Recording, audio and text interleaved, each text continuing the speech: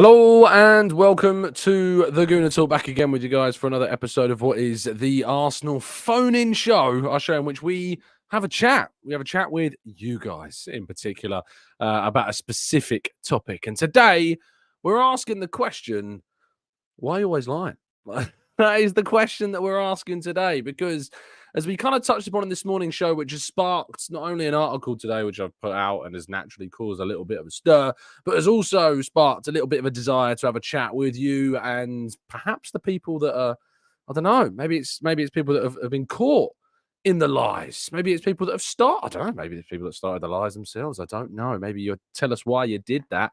We'd love to know your thoughts. But effectively, to give you a little bit of context about this, and by the way, you can get involved in the phone-in show already if you want to join our queue. It gets very busy very quickly, typically, although it is a Friday night, so that may slow things down. We'll have to wait and see. If you call now, you will get through. There is a link in today's video description. You might need to refresh your feeds. There is also a link that I'll continue to pepper into the chat box as well to talk about today's topic. Today is the topic of the 700 million quid. Have you heard this phrase? Have you seen this phrase? Because I have. I've seen it all over. I saw it last night. I was having a chat with Danny Potsy. Good friend, Danny Potsy. Go listen to his show. Make sure you subscribe to the 12 Man podcast. Well, I think they're live right now. We're having a little bit of a head-to-head. Unintentionally. It's certainly not intentional by any stretch of the imagination. 12 Man podcast. Make sure you subscribe. But I was there last night with former Arsenal striker Kevin Campbell having a chat about Mikel Arteta. And Dan said something about 700 million quid that Arteta spent. And I had a quick Google, and I realized that actually it's not just Dan that thinks that there's like 700 million quid's worth being spent. I mean, I had a little bit of a go at some design, and this is the picture I came up with for the article that I did a little bit earlier on on football.london. There is so many people that think Arsenal and Arteta has spent £700 million. So many people that are spreading this like it's something to bat the hell out of Mikel Arteta with. It's really interesting. I can't quite get my head around it. I'm hoping that maybe you guys can provide some perspective on it. So I have a couple of questions for our listeners today, for our callers. If you want to call in, the link, as I say, is in the description. It is also in the StreamYard or the YouTube chat. You must be over the age of 18, of course. You must have a webcam. You won't get on unless your webcam is on, because it's my only way of checking the best of my understanding, whether indeed you are over the age of 18. So make sure your camera's on when you join, and we'll try and get you into the call. But my question really is for you. My question is, have you been fooled? Have you been one of the people that have been fooled by this? Did you think that actually Arteta had spent 700 million? And you know what? I put out this piece, and some of the replies, oh my goodness, some of the replies are quite golden. Some of those replies are like, well, 590 million, which is, by the way, the figure of money that he has actually spent, 590 million is still a lot of money. And I'm like, yeah, it is. 590 million is a lot of money. But do you know what I could really do within this Arsenal team right now? Another 110 million. That'd be great. I'd love another 110 million quid on this Arsenal team being spent. That's not going to happen. We're going to bring in our first caller, and it's a caller that you may or may not recognize. It's Mr. FK from Latte Firm. How you doing, FK? I'm good, man. How are you? Not bad. Not bad. It's Friday. I'm buzzing. You can tell I'm in a good mood. I feel man. upbeat. Now, listen, I'll tell you what, last week, the first week back to work hit me like a bus. I needed Monday off this week, but now I feel better. The days are, it's a warm, sunny, crisp sort of day, and the days are going to get longer. 7 p.m. sunsets are only around the corner, my friend. So, yeah, well, lots to look forward to. Indeed. Yeah, really looking forward to these summer months that are going to be coming up very soon. I'm a winter person, though, I must say. I was born in November, so I've always been a winter baby. But this one's been particularly cold, and I'm kind of ready for it to be over at this I feel stage. you, man. I'm like you, though. I do like winter. I like to be comfortable in layers. I like the knitwear season. I was a New Year's Eve baby, so yeah, like you, mate, winter baby. But I am looking forward to some sun and some heat. Well, happy 27th birthday for the other week. Thank you, my man. Thank you. Very welcome. Very welcome. So, where do you fall into? Which camp are you falling? Are you into the camp of I was fooled by the claims that Arteta had spent 700 million, or are you in the camp of I can't believe people are trying to fool people and say that he spent 700 million? Where are you sitting? Well, I'm not surprised that people are trying to fool people. So somewhere in between, Tom. Arsenal fans are an easy target. I am fed up, as you know, because I fight this battle all the time, right? Arteta has spent nowhere near the amounts that people are saying. And if I'm being brutally frank, as I just caught your last sentence, we need like a couple of £100 million more if we want to really compete with these two juggernauts that we know exist. So, yeah, it's tiring. It's really tiring seeing all of these sort of lazy journalists, apologies, that's meant respectfully, just churning out headlines here and there, 700 I this and don't even know 800 if that, it's and even journalists, fans. mate. I think it's And it's just probably fans. fans, actually. Yeah, sorry, Yeah. I've just chucked you under the bus. Yeah, fans, all the noise, rival fans. I don't know if it's envy, if it's confusion, if it's just, propaganda. What is it? There's just this habit to just exaggerate all the figures, and it's just getting on my nerves. How do you feel? I think that obviously we're in a bad spell of form at the moment. Obviously, we found ourselves off the back of one win in 5 or 6 now, I think. It's not been 7. great.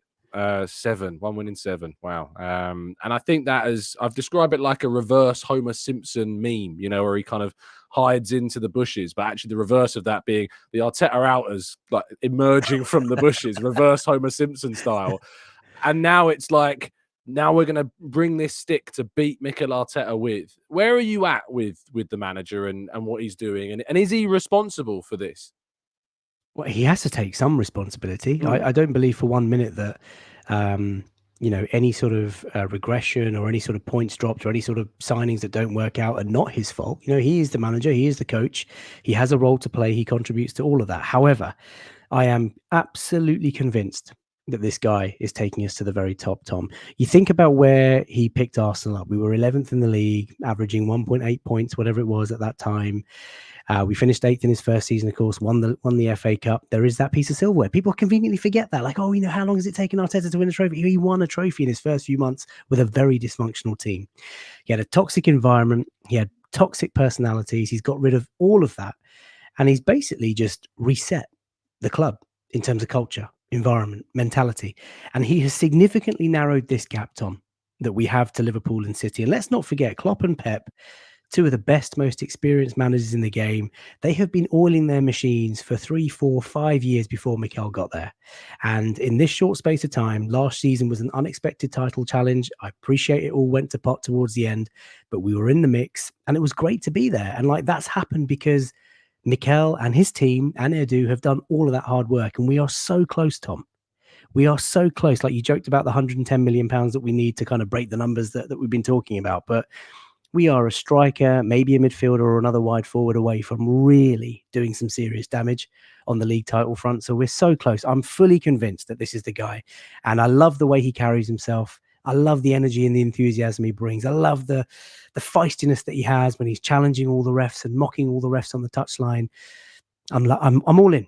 I'm all in. Please tell me you are as well. Yeah, I still am. Yeah, and I think it's important to always point out that no one person is bigger than Arsenal Football Club at the end of the day. Not a single player, not a single manager, an owner, whatever. Arsenal Football Club is the number one. So if there is ever a time in which I, and I'm sure you as well, feel that he isn't the right person, that we aren't any longer on the right track and we're not moving in a direction that's taken us towards our desired goals, then that is obviously when we will have another discussion. But now is not that time. And we are nowhere near that being that time, because we've gone from when he took over in 11th to a title challenge in 3 full seasons. We're into the next season after what was a big surprise to everybody. And despite the fact that no one expected a title challenge, we then go into this season with expectations raised. And if he doesn't win the league, he should be sacked, according to some, which is kind of, I think it's mad. It is mad. Look, I'm conscious of time, and I know you've got other eager callers to get on. All I'll say in closing is that no. I just you sort of mentioned that joke about Homer Simpson and how some fans are sort of creeping out of the dark. Unfortunately, it has been quite distasteful. Like seeing some of the older faces, the Wenger out days, as fun as that was. They're sort of that was crept so much out. fun. So that's how I lost all my hair. Like all of that stuff is beginning to creep out, and I think it's unhelpful. I think because the last 18 months have been such a positive sort of feeling around the club, the connection we've got with the players, with the manager, even the unity within the fan base. And I don't like to see that kind of noise come out. And it has been a dreadful week. Let's not polish a turd here. We've had 3 defeats, 2 in the league, 1 in the FA Cup. It's particularly disappointing, but there is still an immense amount of football to play. We have the Champions League to play. You look at the training footage in Dubai, Jurriën Timbers kicking balls. I mean, tears in my eyes. You've got Thomas Partey being sort of, in the corner of photos. He's there, he's training. If we can get, a month, 6 weeks out of Jurriën Timber towards the end of the season, which could be, 8-10 games in the run-in. If we can get Thomas Partey, and it's a big if, I know, and we talk about this every month, this is the same conversation, but if we can manage to get maybe 15 games out of him before the end of this season, and then Jesus comes back, and Ben White is fully fit, and Tomiyasu rejoins, and Zinni's, back to scratch. I know these are big ifs, I get it. All Arsenal have to do now is concentrate on this next 3-4 months, and if we can cobble together that team, that squad, Tom, we're going back to Wembley. And the UCL music is coming, my friend. But I guess I'm getting carried away. But we have got such a good squad. We've got such a good squad. I know we've got no European pedigree. I get all of that, but Partey makes such a big difference to this team. When you think about the midfield that was so successful last year, we've stripped out 2 of the 3. Partey's been injured, but we sold Xhaka. And, to replace 2 of your 3 midfielders in what was such a successful season, to change also your goalkeeper, to not have Jesus, the entire spine of the team has been so affected. That is big. So if Partey can get some games, if we can get a tune out of 1 or 2 of the others that I've mentioned, and if Jurriën Timber comes back and gives us maybe a month, 2 months at the end of the season, they could make a massive difference, mate. Massive. It's like at the end of the day, we're missing 2 starters. Partey starts for us. Timber starts for us. It's like Man City losing Rodri and Stones. Like, it's 2 key starters in key positions in their team that they would be without, that they've not been. They've lost Rodri for a few games this season, and they were dropping points when Rodri was suspended during that period. So it's so key that we get those players back. I'll finish our section on the January transfer window. The expectation is that we're not likely to do much. Me and you aren't going to be busy with breakdowns this month. We're really not, because there's not much going on regarding transfers. Are you? I understand. I assume that you understand about the profit and sustainability restrictions that we're working under. Is there a frustration for you that we can't do that business? Yeah, look, of course. I mean, first and foremost comes results of the team, and you want the team to succeed. And like we just said a few moments ago, I think we're just a couple of players short in key positions, unfortunately. It doesn't help that the club have, blown money on a goalkeeper that we probably didn't need to buy with hindsight. And of course, I'm not as privy as you are to the ongoings behind the scenes, but Havertz also 65 million quid. So that's 100 million pounds on 2 players that haven't quite delivered, for whatever reason. So that's a bit painful to take. Whether or not we can do anything this January depends on outgoings, and for whatever reason, it's we're finding it so tough to part company with Eddie, with Reece, with Emile Smith Rowe. They're on big wages. They're at a big club. How many clubs can afford to pay a reasonable fee and a reasonable signing on fee and a reasonable wage that these boys are on? And I don't know. So it's really frustrating, mate. It's massively frustrating because, like I say, we're so close. Who knows? It might be a miracle. I know there's been an Ivan Toney sort of revelation that maybe we'll go in for him in the summer. Just a few moments ago on Twitter, you might have seen that from AF Camden. Yeah, AFC Camden. Yeah. I mean that's obviously for the summer, but yeah, in Jan, mate, slim pickings. I know everyone's talking about Neto and Zubamendi, and you'll know all the names. Osimhen. I mean, come on, we're not spending 100 million pounds on a player this window. It might be maybe a loan deal out there, or a 25 million player that we've not even heard of. I thought you meant the summer. I was like, we might do 100 million this summer on a player. In the summer, yeah, in the summer. But then at what cost, Tom? The season will have come and gone by that point. And I think Arsenal fans are desperate for the club to even just try something. Like last January, we were in for Mudryk.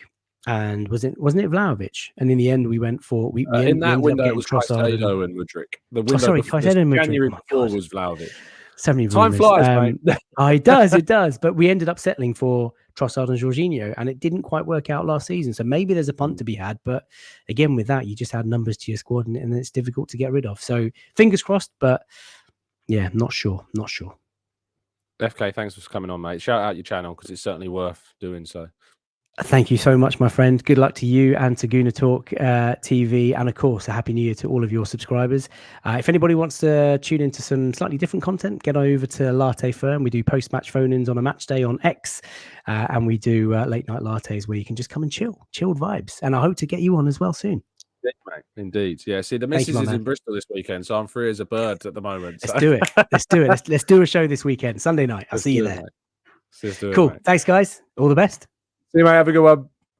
Really appreciate FK for jumping on. What a legend. For kicking off tonight's phone-in show. If you'd like to be on the call, just like FK was there, the link to do so is in the description. I can see we've got one of our critics in the chat. I can see Sydney. Sydney says there is no £700 million propaganda. That's just a fact, despite the fact that it's not. But he says, unfortunately, you're immune to ever holding the manager accountable and you're deluded. Sydney, I'm imploring you, join us.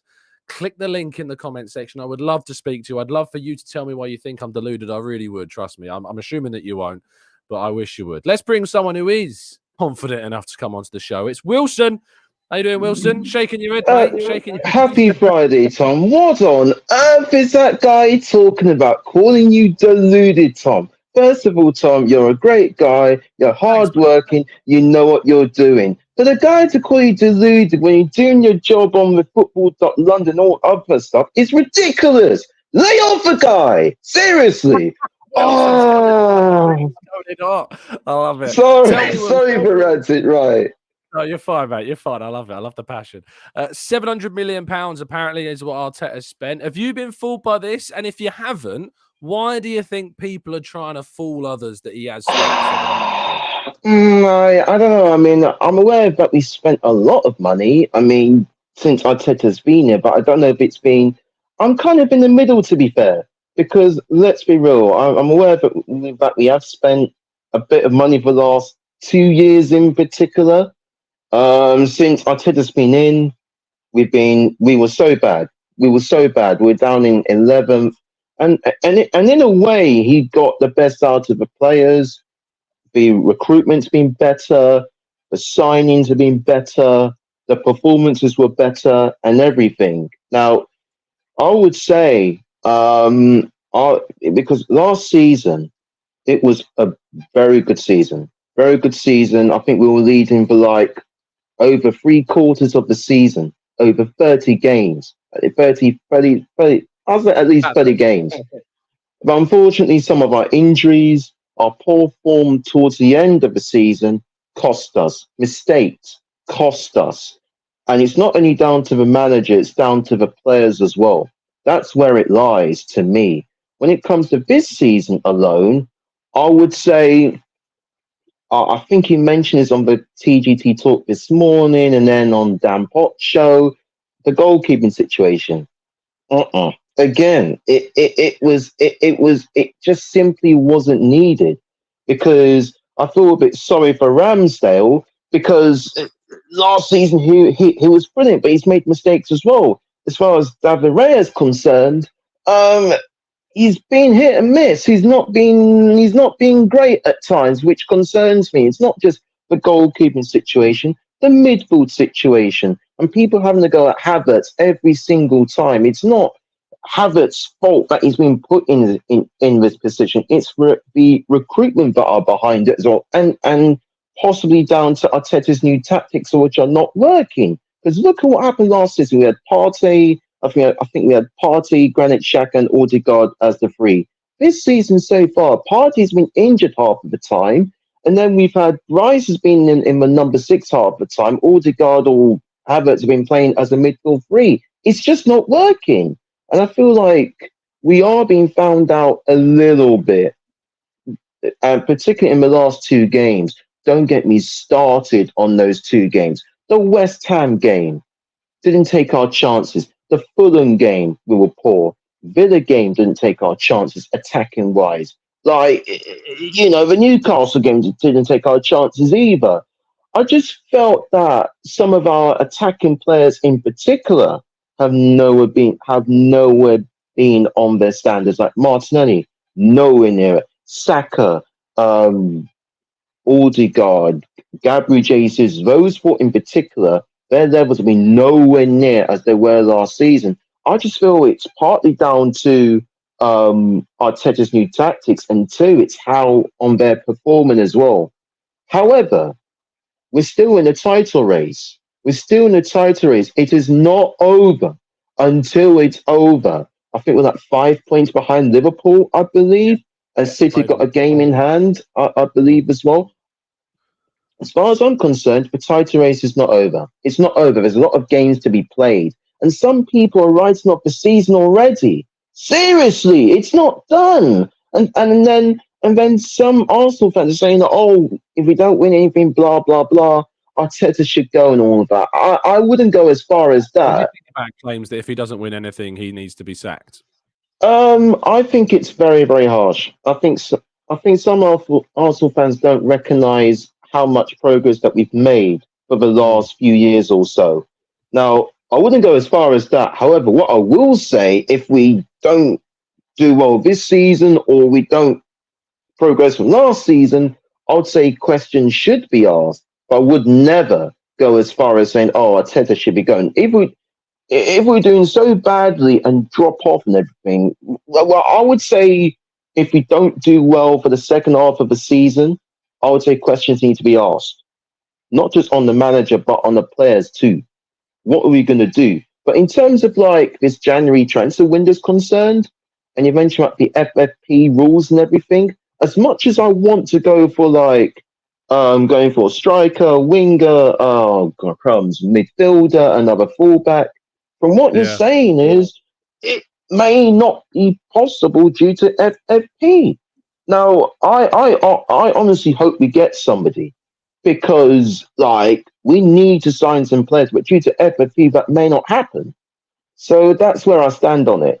And I just hope that the players come back from the Dubai training to perform for the second half of the season. We need them to perform. Every single Arsenal fan, including myself, have to be behind the team because this is a crucial time, Tom. There's no point of writing the season off when he's not done. I'm sick and tired of it, Tom. I'm not having to go at you, by the way. I'm not. Oh, no, okay, I'm not. I'm not. I'm sick and tired of some Arsenal fans moaning and all of that, saying, "Oh, the season's done." It's not done. It's not done until it's mathematically done. I love it. That's I love your passion. That's all I can say about that. You're an absolute legend, Wilson. Thank you for your time, mate. Say hi to your Chelsea supporting brother for me. Make sure you do that. Oh, by the way, I'm at my flat, so you don't need to worry about my brother. So I'm at my flat, so it's all right. All good, mate. Have a fantastic rest of your evening, mate. Nice to speak to you. Same to you. Take care, See you Tom. later, mate. I love Wilson. He's great. He's fantastic. Always a pleasure having him on. Let's bring on Cesar to the conversation, shall we? Cesar, how you doing, mate? You good? You well? I'm good, Tom. How are you? Not bad. Where are you joining me from? I'm from the United States, from Arkansas. Lovely stuff, mate. Lovely stuff. So tell me, in the answer to the question, are you one of the fans fooled that apparently we've spent 700 million under this manager, or you're answering the question of why on earth are people trying to make people think we've spent 700 million under this manager? So the thing is, I think, $700 million is a lot. But, when Arteta took over, he basically started with no value in the club. He had to take over a lot of dead rubber. And, 700 million, like no one's on to come to us. And so we had to kind of gradually bring our level up, So I think the 700 million is justified. But, I do feel like Mikel Arteta has some fault in our season this season so far. What would you say Arteta has been at fault for during this season? I just feel like last season our tactics were pretty good, and instead of because I understand that you gotta, move on to the next phase because you can't stay in the same tactics that we did last season. So we gotta, if we're gonna grow as a club, we gotta go on to the next level. But I just feel like tactically, the direction it went I don't think it's the correct one. And me personally, at the beginning of the season, I looked at the tactics and I thought they're going to work too, but they're just not working. And I think he has fault to that. Change, because whenever I speak to anyone that says Arteta's changed the tactics, we're not as good, I rarely get an explanation as to to what the tactical changes are that have made us worse. So what do you think? Because it's really easy to say, like, oh, he's changed the tactics, but what are those tactics that have been changed that make us worse? So one thing is that number 8 role. I don't think it's a number 8 role. It's obviously we playing with 2 number 10s, so I think we're just overloading our attack. So instead of having it basically attacking 4 as we did last season, we were playing with an attack 5. So if you look at the games, we see like a flat line on the attacking, and I just think we don't have enough midfield to support those attackers, and we can't really do those triangles as we did last season anymore, and it's just not working. Not enough movement up top, and it's pretty flat.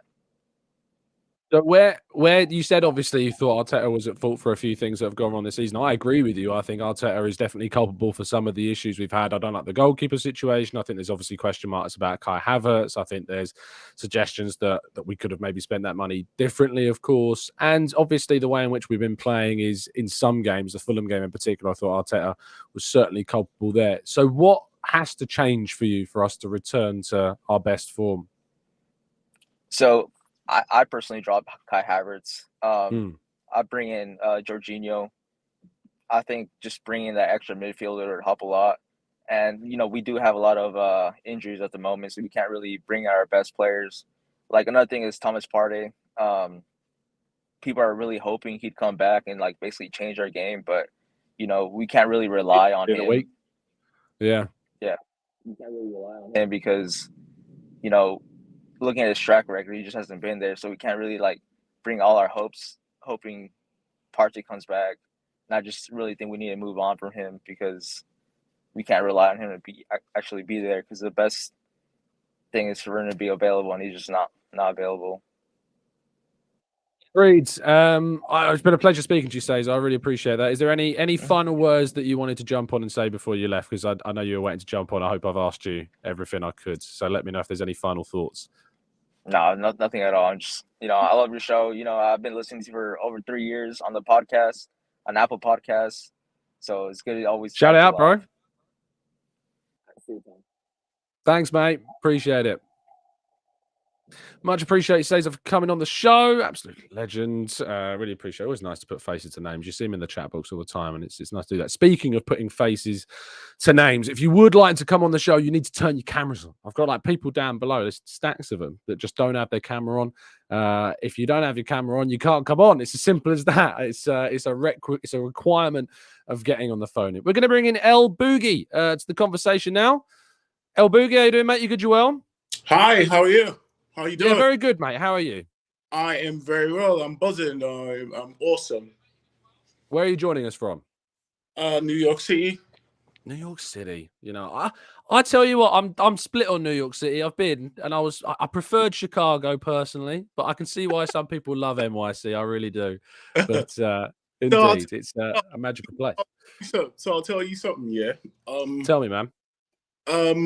Massive Arsenal fan. I used to live in London and all of that, and then I moved to the States about 10 years now. But you're doing an awesome job, yeah? Because thanks, man. Every morning I get up, it's probably 8 o'clock over here, driving to work, and you already done the 8 o'clock show. You're so close. I just want to give you your flowers, yeah, because a lot of people don't. Thanks, man. And let you express and let you know how well you're doing. You're doing awesome. You have massive impact. I like the way that you answer questions. You're very balanced. People come up to you. Sometimes they criticize you. You take criticism in a good way. You don't get overly worked up, but you have a balanced. Sometimes I do. You have a very balanced opinion and all of that. So awesome. I just need to give you your flowers. I support your channel. Hopefully I'll start coming on a whole lot more. And just buzzing and excited. Absolutely. Oh, thanks, mate. That's really kind of you. I know you didn't need to say that, and that's really, really generous and kind of you. So that's very much appreciated. I do want to get your opinion on this topic. Have you been fooled by the 700 million propaganda, or are you in the camp of wondering on earth why people are trying to start this fake 700 million pound propaganda? Yeah, so I'll tell you, yeah.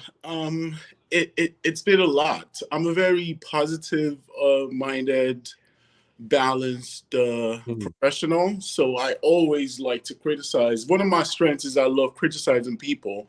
So don't get me wrong, I'm not fooled by Mikel's shortcomings or whatever it is. I do totally understand, and I listen to both sides of the coin. People who want him out and people who go in overboard. Well, the man is, when he joined our club, yeah, I wasn't sold on it. I was not one of them who, because I was totally upset that why are you bringing this guy who is not experienced to come manage the club? So I wasn't sold on it. But gradually it's taken me a while, it's taken me some time for me to settle down and just say, you know what, I trust you. I believe in you. And just the way he's done things, the man said it's a process, it's a project. It's going to take about 5 years, yeah? And yeah, it's not, the road is going to be bumpy. The man did not sign Timber and Thomas Partey to be injured. At the start of the season, he was trying to make us unpredictable. And we were complaining, why are you dropping Gabriel? But he knows this man is 2, 3 steps, 4 steps ahead of the game. This man is extremely smart. He's won me over by some of his actions. And I watch every game 2, 3, 4 times every single week, because during the week I'll tape the games on the weekend or whatever we play, and I'll watch it and I'll analyze it. I like to do stuff like that because it comes naturally for myself. I have an excellent analytical mind. In my professional life, I get yourself, man. I love it. Yeah, I get paid to analyze people, to manage people, and all of that. So it comes naturally. All of those praises you gave me earlier are suddenly having a significant extra amount of weight, if that's the case. So pretty much, he's won me over by some of the things he's done. I'm not going to not tell you, Tom, he's been 100% spot on or non-receptive to criticism.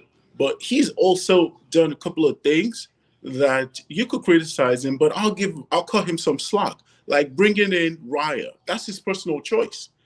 Ramsdale and Raya, when the debate was on, I had to sit down and analyze it. And what I found out is half of the season now, Raya at Brentford is different from Raya at Arsenal. So now I could tell you that the preference is the managers. And also probably he's better with his feet. I could see that argument. Raya is probably better, but overall, was it a critical position that we needed to change? I could argue and say no, but the manager who gets paid to do a job can say, this is my preference and this is my choice. Also, at the back of, he wanted to sign Raya before Ramsdale. So he is someone that he's always admired and wanted to get because he knows how he wants to play. He has a philosophy and he has a playing style.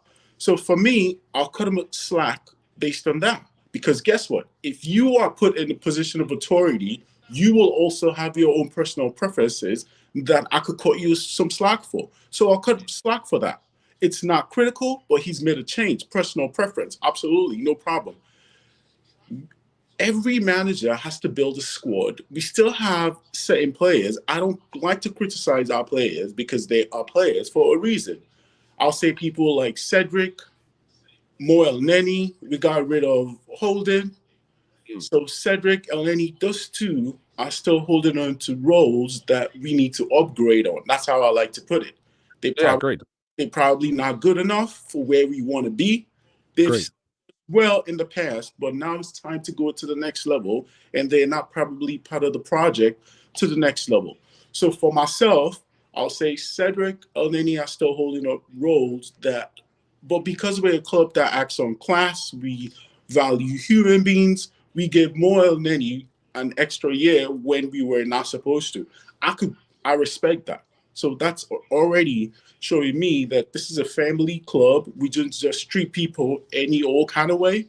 So we respect people and still support people. So I could see that. Some of the things I'll criticize him for, and he's gotten better from last season to this season, is his in-game management, being reactive, being proactive rather than reactive. He's also learning on the job. He's a young manager learning on the job. He's the one who's brought us to this place, Tom, that our expectations has completely skyrocketed, and now we feel like we're big boys based on last season. We feel like we have a birthright and we have a right to be challenging with the big boys. Guess what? We don't. We are totally entitled fans who are totally spoiled. Go look at Chelsea after spending $1 billion. They're a total mess. United are a total mess. We are spoiled kids, entitled spoiled kids, because of where Mikel has brought us on to now. That's why we feel like we got to be with the big boys. Who said we got to be with the big boys? Mikel is not as good as Pep. Pep is tested and proven in Spain, Germany, and he's come over to England. We need to be patient and stop acting like spoiled brats, entitled kids who we can eat our cakes and have it. Who said we can eat our cakes and have it? And that's the reason I love Josh Kroenke. Josh has realized that you need to treat people with kindness. You need to back people. People will learn and make mistakes. And regardless of what the fan base is doing and yelling and Josh is not going to sack Mikel. They are the ones who are paying him. They're going to give him a contract extension, and they're going to, because it's just like Edu. Everybody was complaining about Edu. Guess what? Edu won Best Technical Director in Europe because it takes time. When Edu was ripping up all those contracts, Alba, everybody was like, what's going on at Arsenal? Now we are the reference for the media, and everybody is like, you want your process to be like Arsenal's. Who's at the start 2 years ago, Tom? Everybody was, Arsenal is a mess. They're a weak link. They're this, they're that. But now he has gotten us to the point whereby we're acting like spoiled kids. We're acting like entitled kids. We have no reason to be acting entitled. We need to understand our shortcomings, where we are at. He's a young manager, learned his first rodeo. He's learning on the job. So he's not coming with bags of experience. He's coming in, learning on the job, making mistakes. And you also need a little bit of luck. Injuries have not, everybody's dealing with injury. He hasn't built this.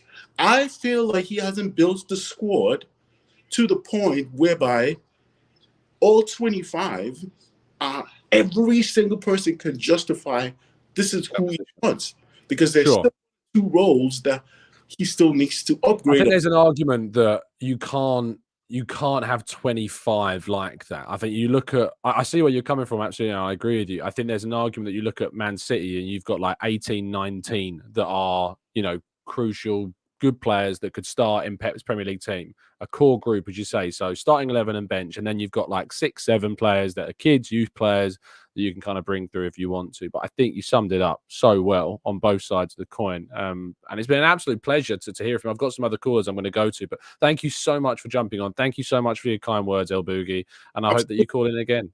Absolutely. Cheers, mate. Have a fantastic rest of your day. See you later. Cheers, mate. Well, legend, lovely stuff. Make sure you show him plenty of love in the chat box. TJ, I want to bring on. If he's ready, TJ, let me know you're ready by putting your camera on. I know he's come back from a classic night out. There he is. How you doing, mate? You good, Joel? Yeah, I'm all right. No, I haven't been out. I've been doing work stuff. It's been a long story. Yeah. Got fired, but found out that my work was also stealing money from clients, and there's a lawsuit. So allegedly, I guess we should say. It is allegedly until I just said it then. Lovely stuff. Other than that, I'm well. Yeah. Good. I'm glad you're well, and for it's sharing. 4:40 a.m. in the morning here. So it's all good. So 700 million quid propaganda, or do you think, or the question is ulterior to that? A, have you been fooled by it? B, if you haven't been fooled by it, why on earth do you think people are trying to fool people with it? Clicks. is one thing. Arsenal fans are easy to rile up, it seems. I wasn't fooled by it because I did what you did, and a while ago went onto Transfermarkt and did the net spend and all that stuff, and then forgot about it, honestly. And anytime someone brought up 700 million or whatever figure, I'd usually throw back how much of Chelsea spent, and they're still rubbish. How much of whoever else spent, how much of the Saudis spent. Like, it's not really a stick to, beat someone to death with. It's contextual. Like, have we spent that money perfectly? No. No club goes 100%. Are you batting over 50%? Maybe, maybe not, depending how you're rating certain players. Like, I think we went over this last time. Like, there's Odegaard's undoubtedly an A++ signing, and then from then on, we've kind of fought our way into, winning just or losing just the deal. Like, we might have overspent on Ramsdale, White, certain things, but they're long-term assets that are going to increase. Like Chelsea, we're investing in the future. Except ours seems to be bright. If we talk about the fact that Arteta has spent 590 million since he arrived, which is the fact of how much he's actually spent, what is therefore a fair expectation of him and his club at this stage, where we're now into his 5th year as Arsenal manager? Sure. Well, we overachieved last year.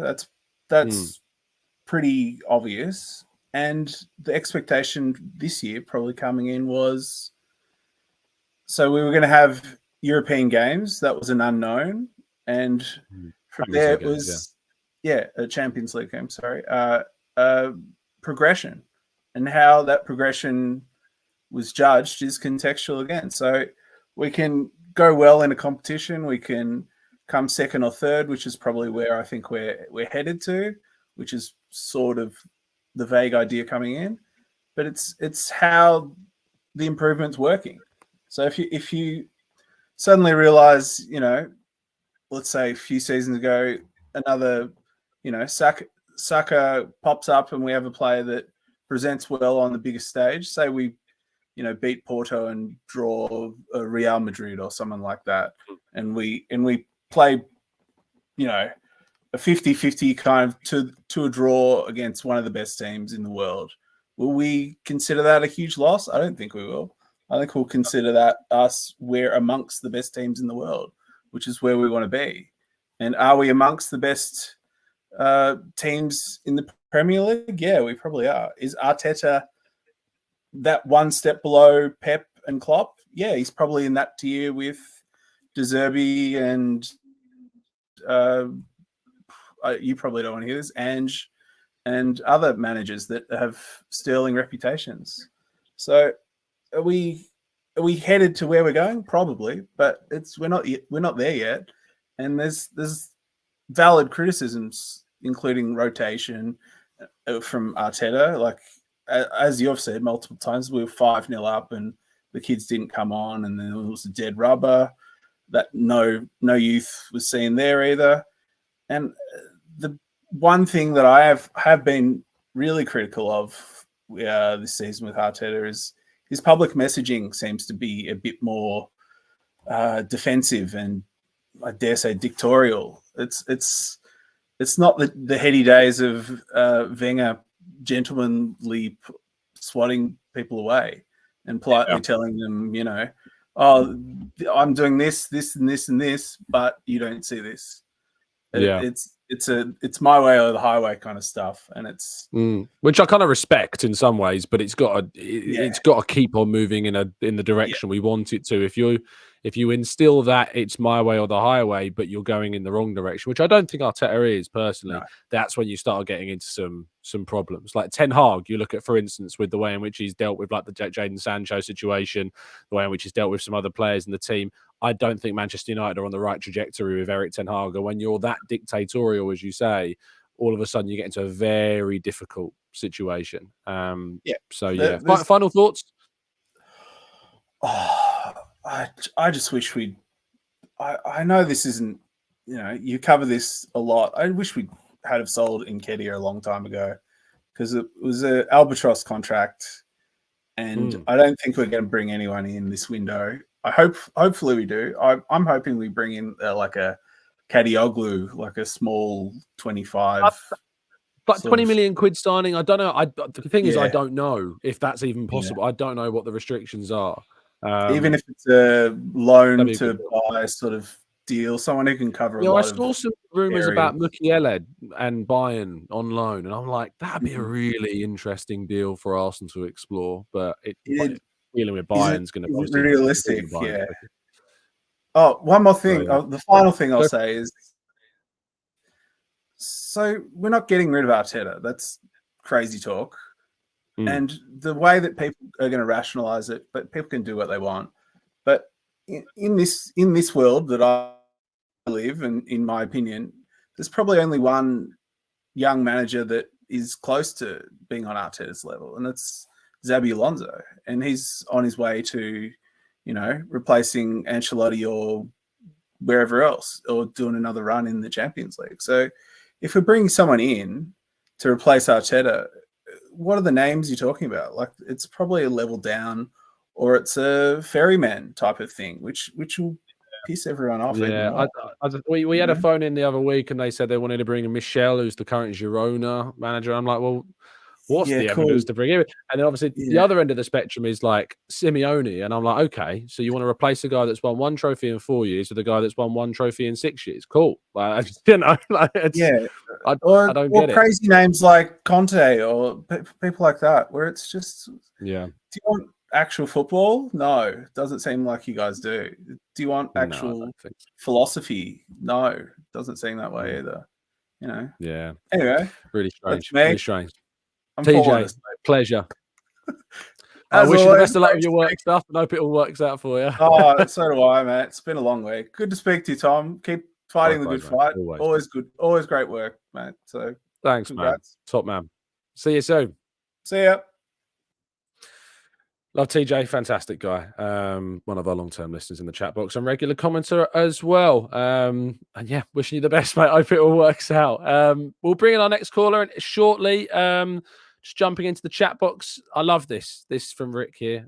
Tom, fans like you are the reason Arsenal have constantly regressed in the last 10 years. By the way, that's another numerical error. How dumb anyone has to be swayed by the propaganda you're doing. Fans, it's only been 20 years without any success. That's to repeat that last bit. Any success at all. I want to check the trophies we won in the last 20 years, knowing that this year, by the way, this season is the 20th anniversary of our biggest achievement ever. So that's a little bit funny. I've invited Rick onto the show, but inevitably he's not showing up. Let's bring in our next caller. Rob Bob joins us. How you doing, Rob? Our most relaxed caller of all time, as always. How you doing, mate? Morning. Yeah. You say relaxed, but I just recently been made homeless, so I'm Rick, desperately. Rob, I'm not literally homeless. I understand what you're saying, Rob, but you see what you've done to me there is you've made me look like the worst human being in the world.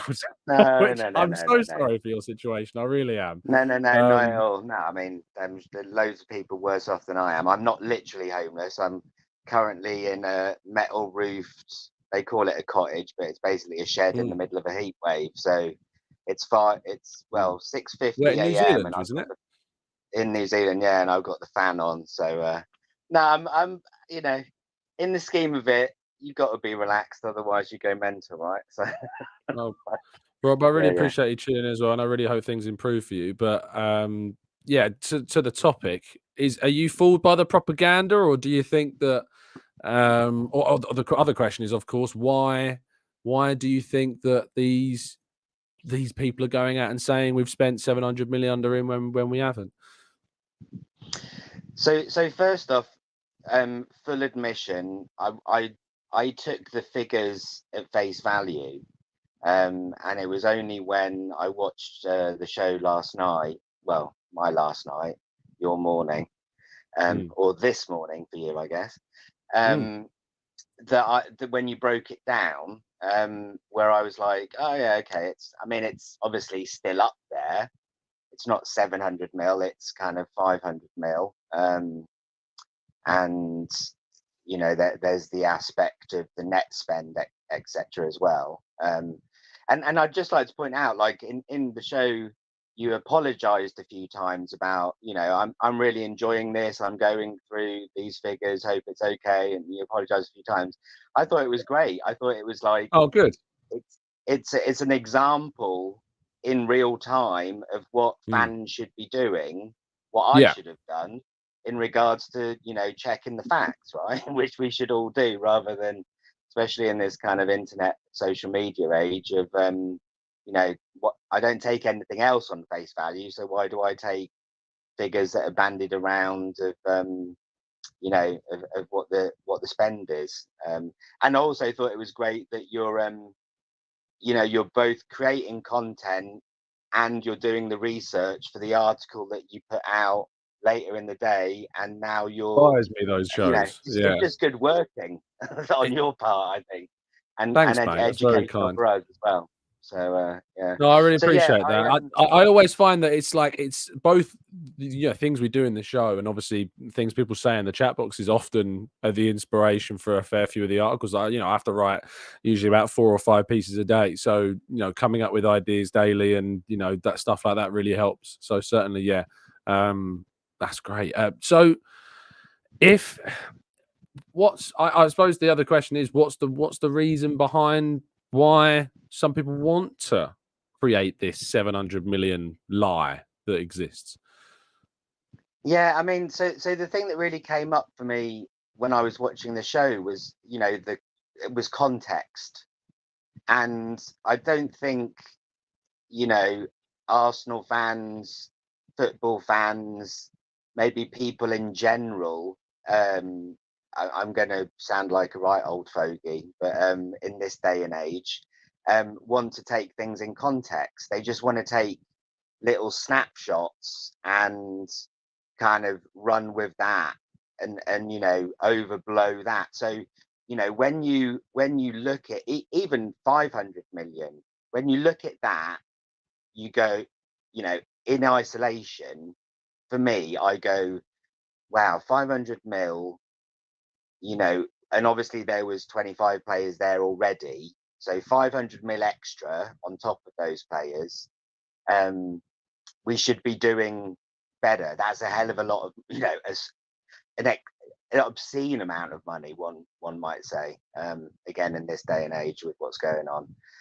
But the context is that you look at the other teams that we're competing against, and they're spending similar amounts of money or more. And their managers have been in place for so much longer and have found success. Okay, it might have, in Klopp's case, it took him maybe a similar amount of time. Let's say, hopefully, we win the league in the next couple of years, and maybe we inherited a lot more than Arteta did. It's worth pointing out as well. Well, and that was the point I was about to make. Is that they're way more experienced, and they spent similar amounts of money, but. And this is, I think, the major point, and the one that you've made already, but just kind of reiterating it, is that they didn't have to rip up contracts.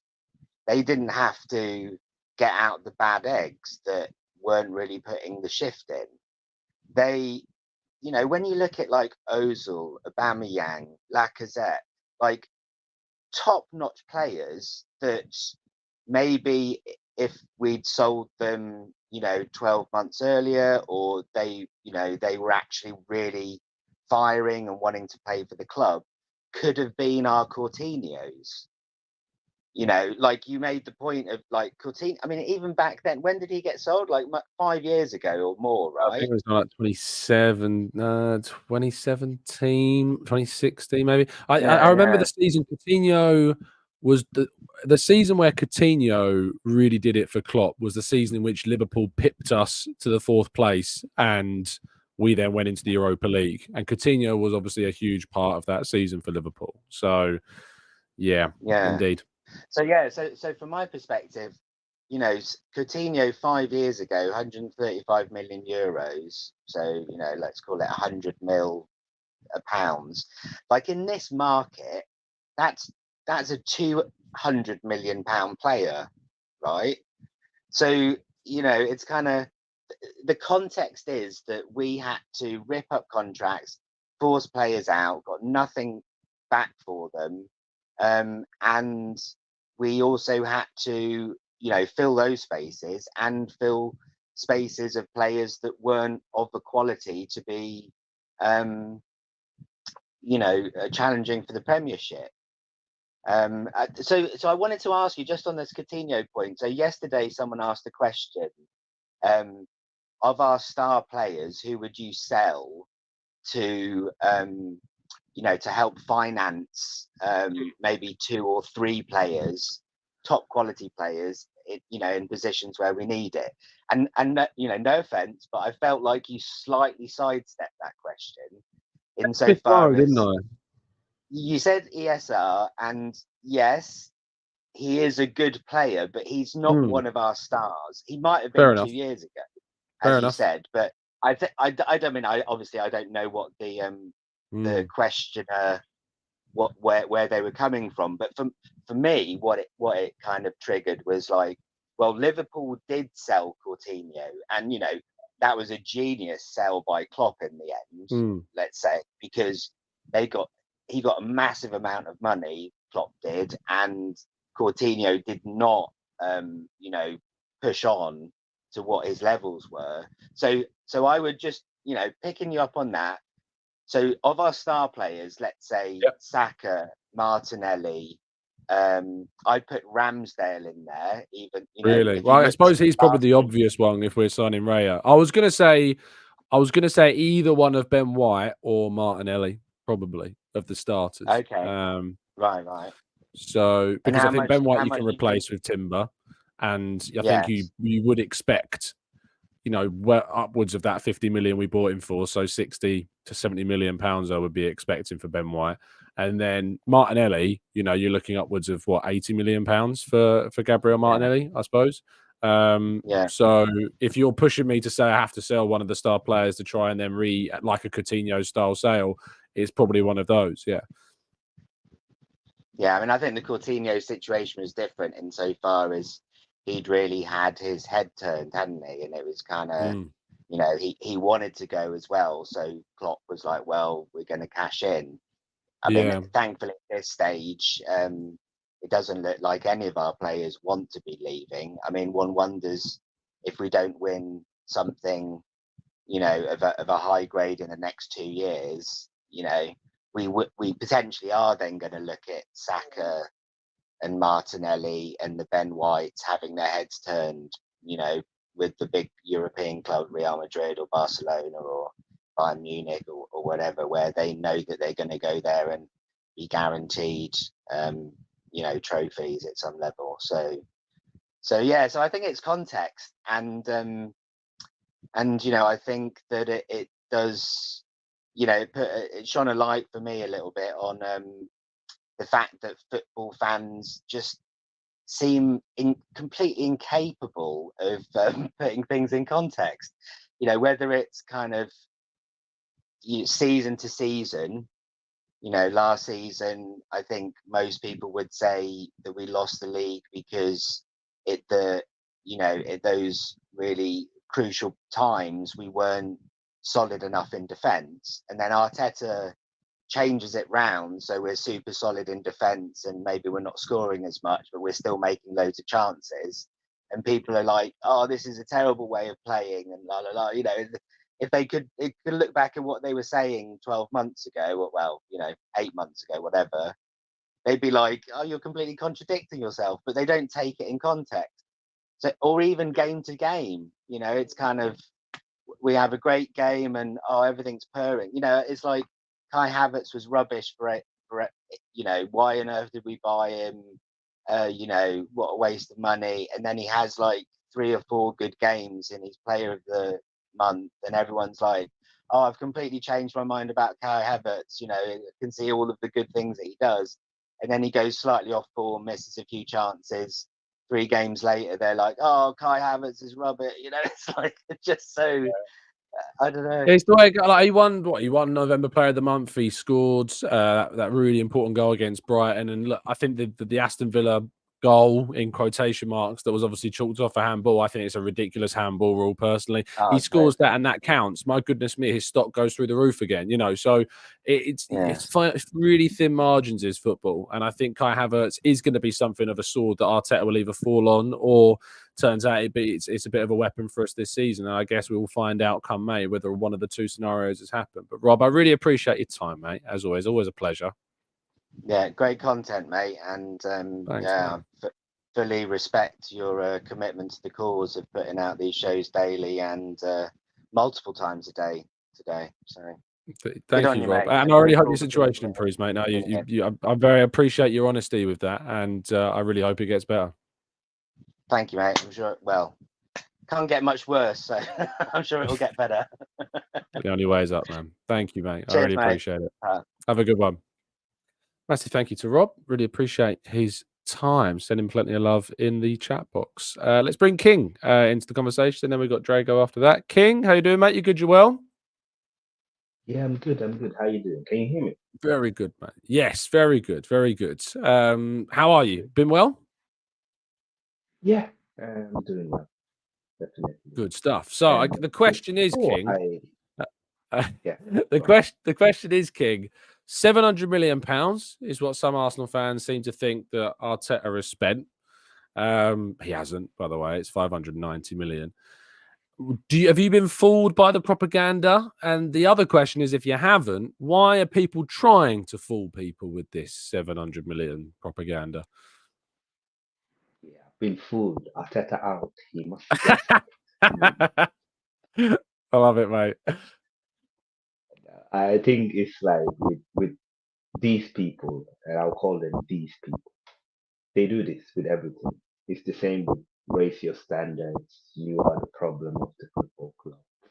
And you tell me, Tom, did Man City's fans have such a high standard that their club became what it was?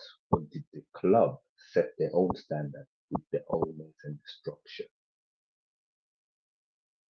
Because surely Chelsea fans have high standards, but it's not going well for them. Man United fans demand the best managers, the best players, superstars. It's not going well for them.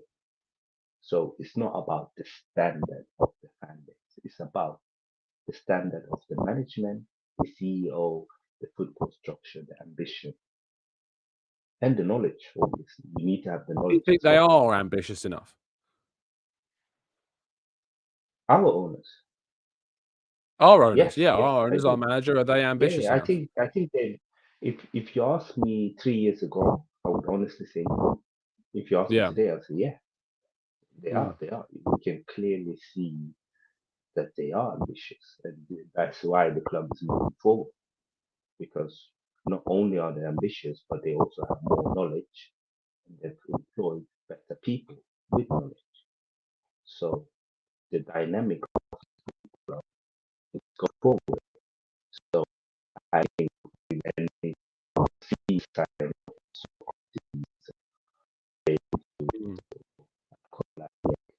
Mustafi, Torreira, I don't think we'll see the level of those kind of players getting signed to become starters at the club. Yeah. So the ambition has definitely changed. And it goes back to the fact that if you're trying to put out a narrative that is false because you have an agenda, then you must lie. So the lie is he has spent this much money and it sounds more than he has spent. So therefore he's not doing a good enough job. But he hasn't spent 7, he spent 500 and something. And even so, I don't understand. How do you go from having scored with, again, Mustafi, David Luiz, and Kolasinac, these kind of players, to become a club that's going to compete with Haaland, the Brains, the Foden, the Bernardo Silva? How do you compete with that and with the whole institution of Man City and with Pep Guardiola and with Jurgen Klopp if you don't spend money? How? Like, how is it possible? Well, Like, what do the they answer is expect? that you have to get very, very lucky. Is the answer? You have to get very, very fortunate, and you could argue that Liverpool were fantastic during the season that they won the league, but the league that they won, a lot of people always say is there's a bit of an asterisk next to it because it was obviously during the COVID season where everything was kind of shaken up into a strange scenario. Teams where, like, for instance, you go to away games, a cold night, Crystal Palace, Selhurst Park wasn't the same anymore because the fans weren't there and it created this very different environment. So they won a bit of an anomaly league. And I don't want to take too much away from it because winning a league is winning a league, but there is an argument for that. King, the only reason I'm moving on is because your audio is quite quiet. And there are people in the chat box saying that they're struggling to hear you, but I heard what you said. But I appreciate your time, mate. And yeah, thank you. All right, cheers. I'll speak to you soon, King. Yes, King's fantastic. Really, really valuable listener of the channel and a top man as well. Apologies that it was quite quiet during that section. We'll try and improve the volume next time. Bringing on our next caller, someone who's interacted with me plenty on social media, and it's nice that I think for the first time, he's going to tell me if I'm wrong. Come on to TGT. It's Drago. How you doing, mate? You good, you well? Hey, Tom. Thanks for having me on. Am I right in saying this is your first time? On this channel, yeah, I think so. I think it is. You've had the misfortune of being on Mike's channel, I think, before. Yeah, and Danny's, the TGP. Even more of a misfortune, yes. They're both absolute legends. I love them. Where are you at? Have you been fooled by this 700 million? I don't think you have. I know you well enough to know that I don't think you have. And then obviously knowing that you haven't, why are people trying to make people fooled that there is indeed a 700 million spend? I have no idea. It's nowhere near close that. I'm a bit of a nerd. I take every season in Excel spreadsheets of Arsenal fixtures, transfers, whatever. And in terms of what we've spent, yeah, it's like you said, 590 something like that. But in terms of net spent, it's even less than that. It's below 500 even. So I don't know where this 700 You think it's million. below 500? Because have I added it up wrong? Because I think it's 590. What we've spent, yes, but net spent. Oh, net spend. Sorry, yes. Yep. The famous one, net spent. The famous net spend. I don't know from where this 700 million figure comes from. No idea. And why they do it, I think it has to run deeper than just miscalculations for me. I think the people who are anti-Arteta, so against him, haven't been convinced by him since day one. I think they've been against this move since day one, and they do not have any trust in him whatsoever. They do not believe he can deliver something for us. That's why I think they come up with these miscalculations and other stuff. They jump on every little problem, little detail. They just do not trust his vision, I think. I think there's part of that's true. I think the other part is that a lot of people are quite proud of their opinion and aren't willing to change their mind. And so there's this sense that they will say anything and try and do anything to stay in that corner and turn it into something of a boxing match, which I never think that it should be. That's why I like having these conversations and trying to understand the psychological side of it and understanding why there's this happening. But the fact of the matter is, I had someone in the chat box earlier, like saying still that we have indeed spent the 700 million when, like, you can present them with all the evidence and facts you like, and it does not matter. They will not believe you. It is mad. It sometimes it feels like you're just talking to a wall. They're like you said, they're so proud. I mean, I'm stubborn. You're stubborn. We've not always agreed. I'm not I think so. I mean, we've not always agreed on stuff on social media. Sometimes we debate, but you have to keep it respectful, first of all. And sometimes you have to admit when you're wrong. For example, I've been wrong about the Ramsdale deal, about Ben White. I think it was a huge mistake when we signed both of them. But after 6-7 months, I put my hands up and said, you know what? These boys are performing. We are doing well. I was wrong. It is what it is. Yeah, 100%. I'm getting a little bit of feedback, by the way, Drago. You might want to just turn down your volume because I think that's probably the reason. Where are you at with Arteta this season? If we can speak, I think we know where we're at with the 700 million. Just to kind of finish off this section, what are you looking at him to try and do to change this situation? I think he needs to be a little bit more flexible in terms of trusting his squad players, because sometimes he brings them on a little bit later in games. That's one criticism Arsene Wenger had for many years. 75th minute, 80 minute, it's too late by then. The chance creation problem isn't a problem for me. Some people think we don't create good enough chances. I think we have done. I think it's just the finishing in the last 4 or 5 games that's letting us down. We are creating enough, I think. So in terms of Arteta, I don't think he can do much more than what he's already doing. The system works for me. You have players back. I think our main issue is Timber and Partey missing. I think people underestimate how Arteta envisioned this season with Partey. He didn't really play right back. He played in midfield. Some people think, oh, Partey at right back, why he's doing that? It wasn't like that. It was 3 at the back and 2 in midfield, sort of like what Pep did at City 1 or 2 seasons ago. We couldn't see it because they got injured so early in the season. Timber looked really impressive. I think he had very different plans for how this season would go, and he had to shift back to what we know from last season. I think it's interesting, isn't it? Because I think that what we've done is there's been a lot of planning gone into what we were aiming to do this season with the deal for Timber in particular. I think Timber was a massive part of what Arteta was planning for this season. So losing him has been huge for what he was doing. And then he's had to adjust.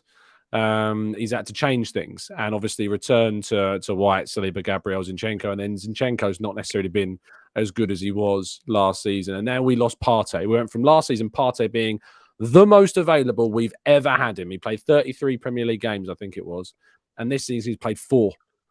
And that is it. And we spent 100 million on Declan Rice to come into play with the guy, not instead of the guy. That wasn't about depth. That was about the team. That was about building the squad that was going to go and take a charge to Man City. So, I get what you're saying about the shift. And I think there's some elements that we can shift to whilst those players are absent, maybe. I think we still need to be a bit more urgent in our play. I think we're too reliant on going wide. We need to be a bit more direct through the middle of the field. And a bit braver in some of the ways. And we just need to shoot earlier. I know we create a lot of shots, but we take too many touches in the box and we need to take those shots sooner. But I do think there is an argument that this team planned for something that they've ultimately not been able to execute because the resources we've sadly lost. Any final thoughts before we wrap up? No, not really. We just want to say thanks for having me on. And thank you. I want to say I admire your patience. I watched your show with Dan on the 12th Man podcast. Oh, he's a good lad, Daddy Boy. I love Daddy Boy. He's respectful, but sometimes the takes he has. I mean, sometimes the thing our boy Potsy says can be a little bit. Yeah, I agree, but I respect the fact that he has me on and we have him on, and we have a mutual respect for one another, even though we disagree. But yeah, Drago, thank you so much. It's so nice to speak with you as well, finally, and put a face to the name. Cheers, mate. Thanks, mate. I'll speak to you soon. Drago's fantastic. Our Twitter conversations go back decades, arguably. So I'd recommend checking it out. We're going to bring on Spikes. Spikes' dad joins us. How you doing, Spikes? You good, Joel? Good, mate. Good. Can you hear me okay? I can, yes. Crisp and clear. Thank you for that. Where are you joining me from, out of curiosity? Mate, I actually live in Abu Dhabi. I live in the Middle East. Yeah. Warm, exactly. I assume, then. Very warm. It's super warm over here. But actually, I mean, to be fair, this is the perfect time of year, it's winter. So, I mean, obviously the guys are over doing warm weather training, right? In Dubai, yeah. Yeah, in Dubai, it's not super hot. Like for us, if it gets to April, May, June, then temperature gets up to about 45. So they're definitely going to be enjoying weather that's better than the UK. but it's by no means going to be scorching.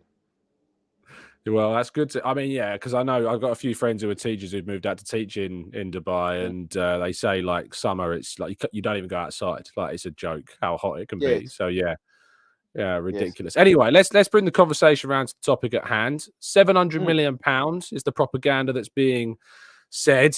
Have you been fooled by it, or have you got an explanation for why people are trying to fool people with it? Well, first off, number one, I think everyone, the figures get bandied around and then people end up just latching onto them. I heard one of your videos today where you were, I think you did the calculations, and I think you brought it down to about 500 and I don't know, 590 is what it turns out. 590. All right, 700, 590. I haven't got 100 million, but by no means would I say, 590 is a small amount of money. Reality is, I think what gets people's goat is the fact that it took Arsenal so long to spend big bucks, and now we've got some leeway to actually spend that money, and Havertz, right? And I don't actually want to move away from the Kai Havertz signing, because for me, it's criminal. It's absolutely criminal, right?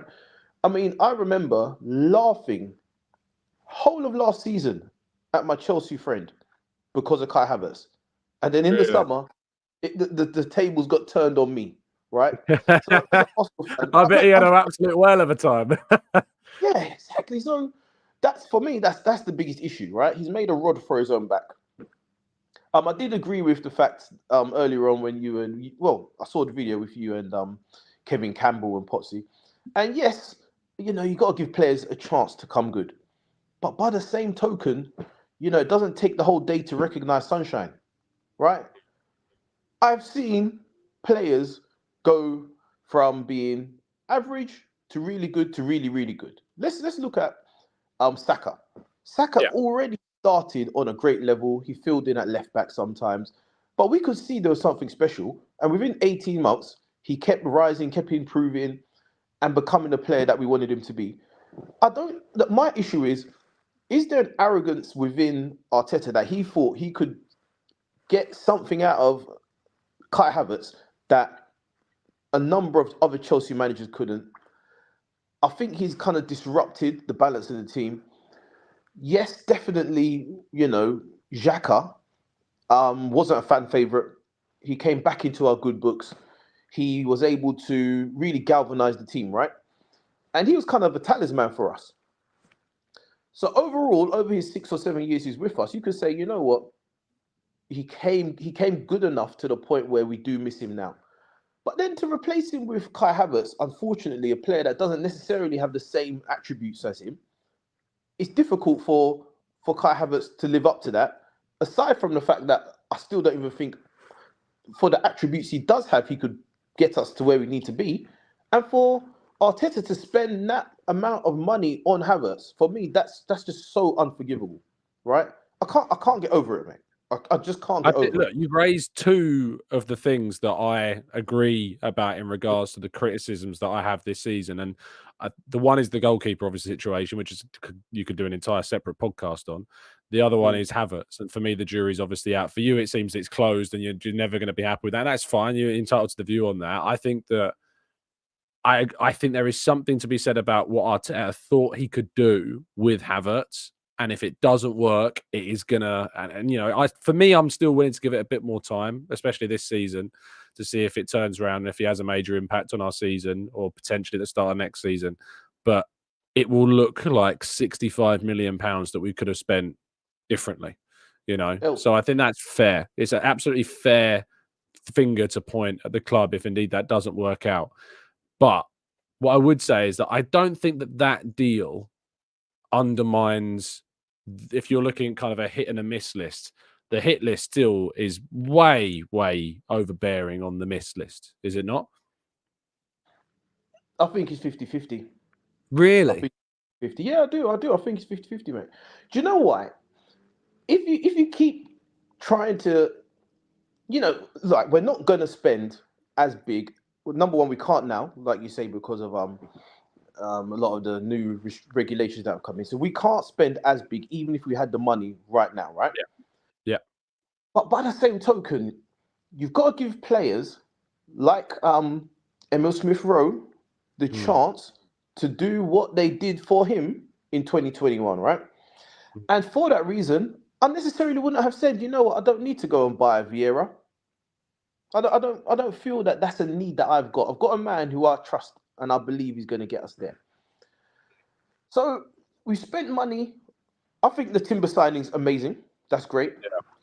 But we spent some money in the past that I think that, you know, they didn't work out. So yes, all right, Tavares, you might say we didn't spend too much on him. Yeah, fair enough. But that money could have gone elsewhere, right? 7 million quid. What's 7 million quid going to buy you? But the point. All right, so 7 million quid on that. However much, let's say conservatively, 30 million on Vieira, right? Yeah, 34 is what it cost. Yeah, 34. All right, mate. So we're already talking about 40 million pounds. 40 million. That's a lot of money. Oh, sorry, with Tavares. Yeah. Yeah, Sure. with Tavares. So, you know, yes, we could try the little, you know what I mean, we could try the players that don't necessarily work out, but save the money, have one shot. Don't spend it on a player that we're trying to rehab from another team in London. And perhaps that will get us better results, right? Yes, I think it's 50-50 overall. Do I think I'm definitely not. Do you want to play a game? I've got a game for us to play. Let's play a game. So we're going to play the 50-50 games. Well, we're going to play the hit or miss game to see whether or not it is 50-50. So I'm going to say a signing that I think is a hit, and you're going to reply with a player that you think is a miss. And if, you know, whoever loses is the one that can't name any more players. And it has to be players that Arteta has signed. All right? That's how we're going to work out whether it's 50-50. Okay. All right, cool. Okay, so we'll kick things off, and I'll say Martin Odegaard as a hit. Agreed. Lokonga. Miss, yeah, fair enough. Gabby Jesus. Oh!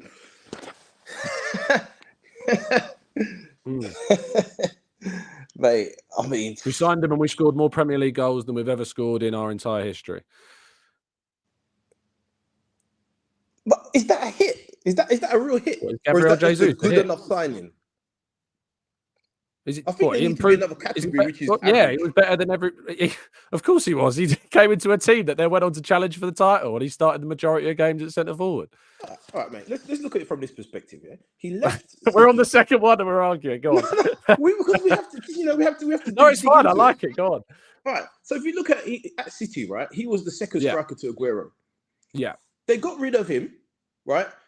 Aguero obviously left. They brought in Haaland. They got Alvarez. Yeah. So in reality, he would have been their third choice striker, and we brought him over to us. We know he's got injury issues, which have definitely played out. We've seen those injury issues come to bear. Yeah. I would say, from the perspective of buying somebody to lead your line, that's a miss. Honestly, really. Look, we're Arsenal. We're Arsenal. We have been we have been defined by strikers who are able to all intents and purposes, take us to another level, all on their own. How many goals can you think back from the past of Ian Wright picking up the ball and just jinking his way through, scoring? Henry, right? Because we didn't play against teams that had a low block. I can't imagine. Sorry, mate. What'd you say? That's because we didn't come up against teams that decided to park the bus in those days. Don't know. Yeah, it was a different era. Yeah. But yeah, I just think we had strikers who could just get on with it on their own. Maybe it's the way the game's changed now, but the strikers that we are relying on don't have that skill set. I think it's really harsh to say he's a miss, because as I say, he was the starting striker in the Arsenal team that scored more Premier League goals than the teams with Thierry Henry, the teams with Van Persie, the teams with Ian Wright, the teams of Alan Smith. He was the starting centre forward for the majority of the season that we scored more goals than any other Premier League Arsenal iteration. So to say that he's a miss, I think is incredibly harsh. But look, we'll leave that. We'll say we'll put him to one side and we'll carry on. So I'll replace him with Tomiyasu, who I think has been a hit of a signing. I think that's a hit. Definitely, I agree with that. Your turn. Right, then I would say Pablo Mari. Yeah, okay, fair enough. I'm going to try and go controversial again, just to see what you say, but Zinchenko.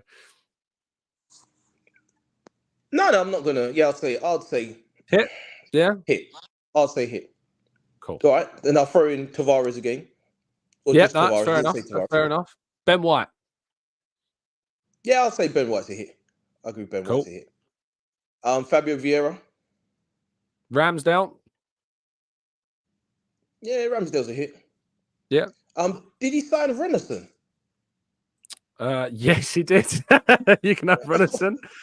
I mean, mate, this is. Yeah. I don't know. What I would say is, obviously, if you ever look back at our lists and you see the amount of money spent on the ones I'm saying and the amount of money spent on the ones you're saying, there is obviously a very big difference between the two. There is. You could argue. There is. Yeah. There is. Trossard. Yeah, that's definitely a hit. What's his name? Havertz. You tell me. What'd you say? Havertz. Declan Rice. Oh, mate, I'm not sure about Declan Rice. No, joking. Oh, joking. come on. Don't you dare. Don't you dare. Mate, you could have 3 players as a hit because Declan Rice is that good. You can have 3 in a row. Really? Right. You're giving me that? What a Yeah, I signing. could give you 3 in a row, mate. Honestly, because he is top quality. And another point, I'll jump in here. Sure. A few guys were saying that. Oh, I heard some criticism about Declan Rice the last couple games. I was like, give the guy a break. Do you know what I mean? Give the guy a break. He's been basically carrying the midfield all of this season. He's allowed to have a couple games off, especially when one's against West Ham, where he's maybe the emotion got to him. All right, next miss. Let's think. Well, mate, I mean, if I'm going to be harsh again, no, I can't say Ray yet. I can't say Ray yet. He's not a miss, but the concept for me is a miss. The concept is a miss. I think that's fair. I think that's fine. You, man. I've got no issue with saying Raya is a miss. I think I think jury's out, yeah, but the concept has been unneeded, unnecessary, if you like, you know? Yeah, I mean, think that's completely fair. Yeah. Doesn't matter. No, I'll go Jorginho. Jorginho. As a hit. For 12 million quid, I think it's been a good deal. Mate, when you consider where we were positioned when we decided to get Jorginho, I'll give you that, right? Cedric. Yeah. That was one of his early ones. Yeah, Cedric. You can have Cedric. Gabriel Magalhaes. Oh yeah, that's a hit all day long. That's a hit all day long. Let me think. To be fair, I think I've run out of names.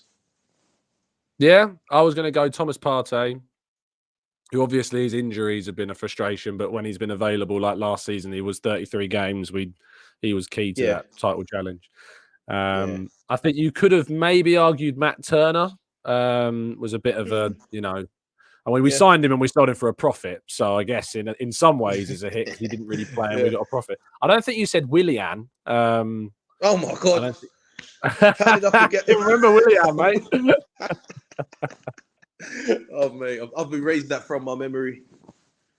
Hold on. Let me, if I can see Tommy's trying to shout a name at me. Come on. Tommy, tell me. No, I'm not getting involved. I'm not getting involved. Oh, you're not getting involved? Okay, Tommy, I'll come back to you in a second, mate. I'll come back to you in a second, mate. Right, chaps.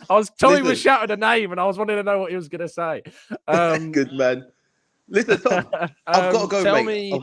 So we'll finish the call there because I think obviously we've taken up a lot of time playing our game. I think we've come to the conclusion that obviously there's I think you're right to say numerically there is a lot of hits and misses that are kind of 50-50. But I think if you totaled up the amount spent on all the hits and you totaled up the amount spent on all the misses, I think the hits would vastly outweigh the misses. Would you agree there?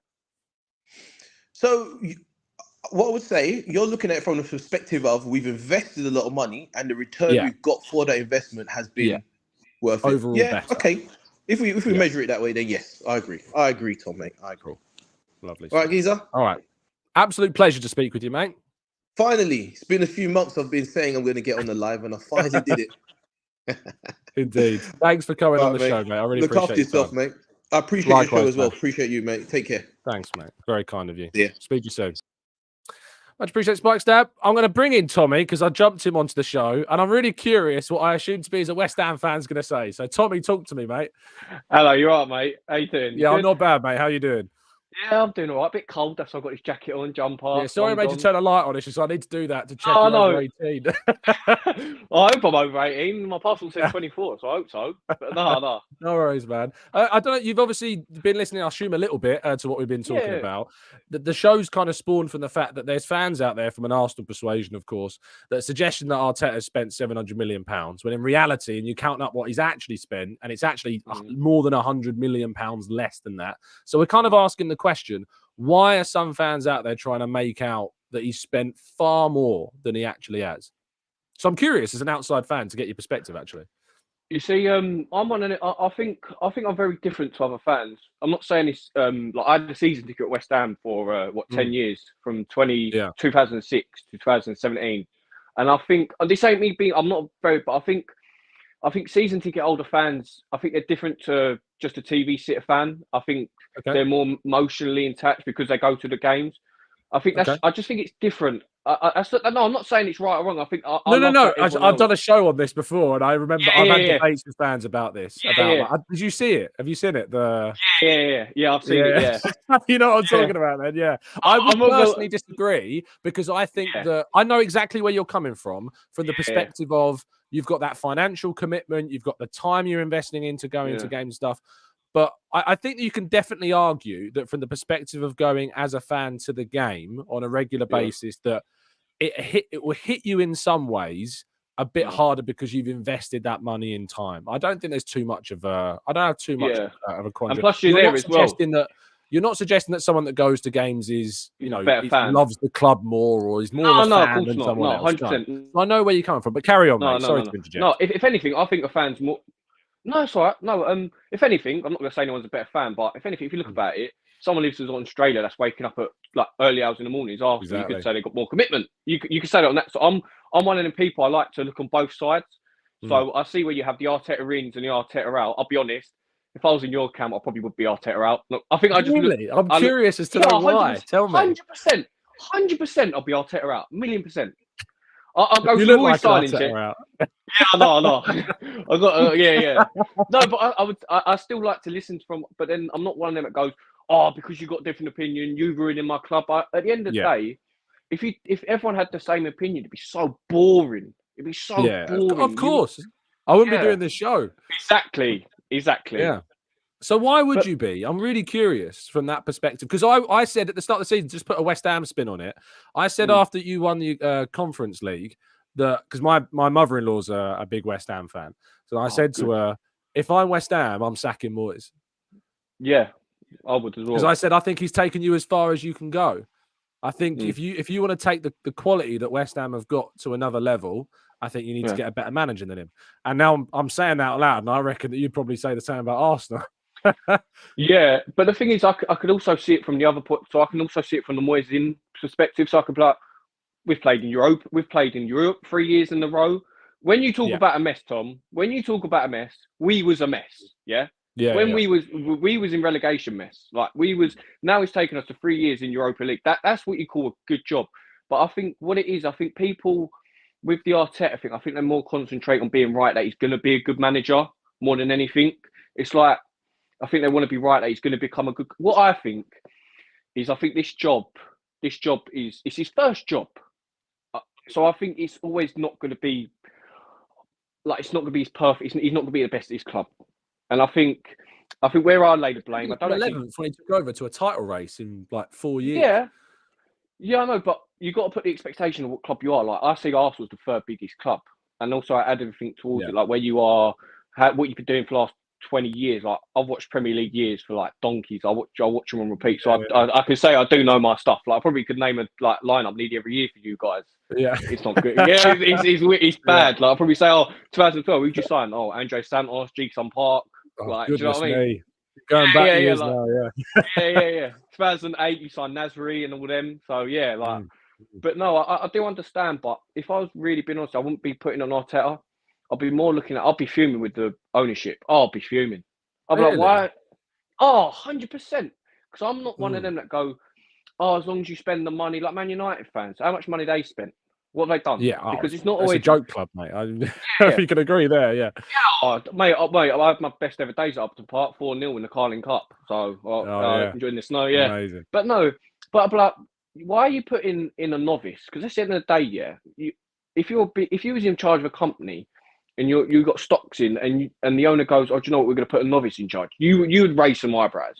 Oh yeah, you would for sure, 100%. Yeah. That's why I think as well why people haven't backed it as well, because they've gone, well, why the hell were they in charge of novice? Like after Wenger and after Emery, especially. So I get why, but then the people go, yeah, but like if you get in then they go, people, oh, but if you get an experienced manager, it ain't tested. Well, it's more tested than getting a novice in. It is like if you want to work on that basis, and also people go, it takes time. If you want to win the league, if you really think about it, it doesn't really take that much time, because the last 20 years, if you look at every manager that's won the league, they've ever come in the first season. Like Pep took second season, Ranieri first season, Conte first season, Pellegrini first season, Mourinho first season, Arsene Wenger first season. Well, Sir Alex Ferguson was obviously one first season, to be fair. Yeah, I think it's I think was it halfway through Wenger coming? Was it halfway through this? So, yeah. Like you look at all the other. That's what I'm saying. Like, and I think that's why most people go with that, because that's more like. But I get it. Like, I get why Arteta was a former player. He used to play. He ain't a legend. He's more probably an Everton legend, if anything, or any of them. But I do get where they come from. 100% like that. So how much you've spent, and I don't like it when your fans go, "Oh, we can't compete." Yes, you can. We can't. You spent the same amount as City. You are a massive football club, and I think we haven't actually. We haven't spent the same amount as City. This is where I think you spent near enough. You spent money. Like, I'm not saying you haven't. Like, you haven't. No, we've spent money. Yeah. But what I would say is, Tommy, is that when Pep comes in 2016, right? That's when he takes over City. Since 2016, he spent 1.2 billion on players. Yeah. That's since he's come in. Since Arteta's come in, he's spent 590. Since he's come in. So you've got, and what Arteta's done is obviously different to Pep, because Arteta's overhauled this entire squad. He's changed pretty much every single player, brought in his own players. He's changed the philosophy, the principles, whatever. When Pep came in, have we lost Tommy? There we are. Sorry, mate. When Pep came in, he had already at the club De Bruyne, David Silva, Sergio Aguero, Fernandinho. You had all these players that were already there when Pep Guardiola came in, and then he's on top of that spent 1.2 billion. So I do think have you lost your sound? I can't hear you. You've lost your sound, haven't you? Tommy's lost his sound. Oh no, I can't hear him for some reason. We'll try and get Tommy back in a bit when he's sorted out his connection. While we're waiting for Tommy to come back, Naveen's going to join us. Naveen, how you doing, mate? You good, Joel? Hi. Yeah, I'm fine. Can you hear me? Yes, I can. I can hear you more than I could hear Tommy a second ago. That's for sure. Tommy's rejoined a different call. I'll get him back in a second. After we've spoken to Naveen. Let me ask you the question to start off the conversation. Obviously, as we've been chatting. Yeah, sure. £700 million is what people are saying we've spent when we've not. Are you in the camp that has been fooled by that, or if you're happy to say, yeah, you know what, I used to think that because that's what people were saying? And if you aren't, why are people trying to convince people we've spent 700 million? I mean, I don't think I'm fooled by that, because I also thought that it could be closer to that amount. So that's why there's an era of doubt in me whether, it could be correct in the first place. So I guess, in a way, I could have been fooled. Yeah.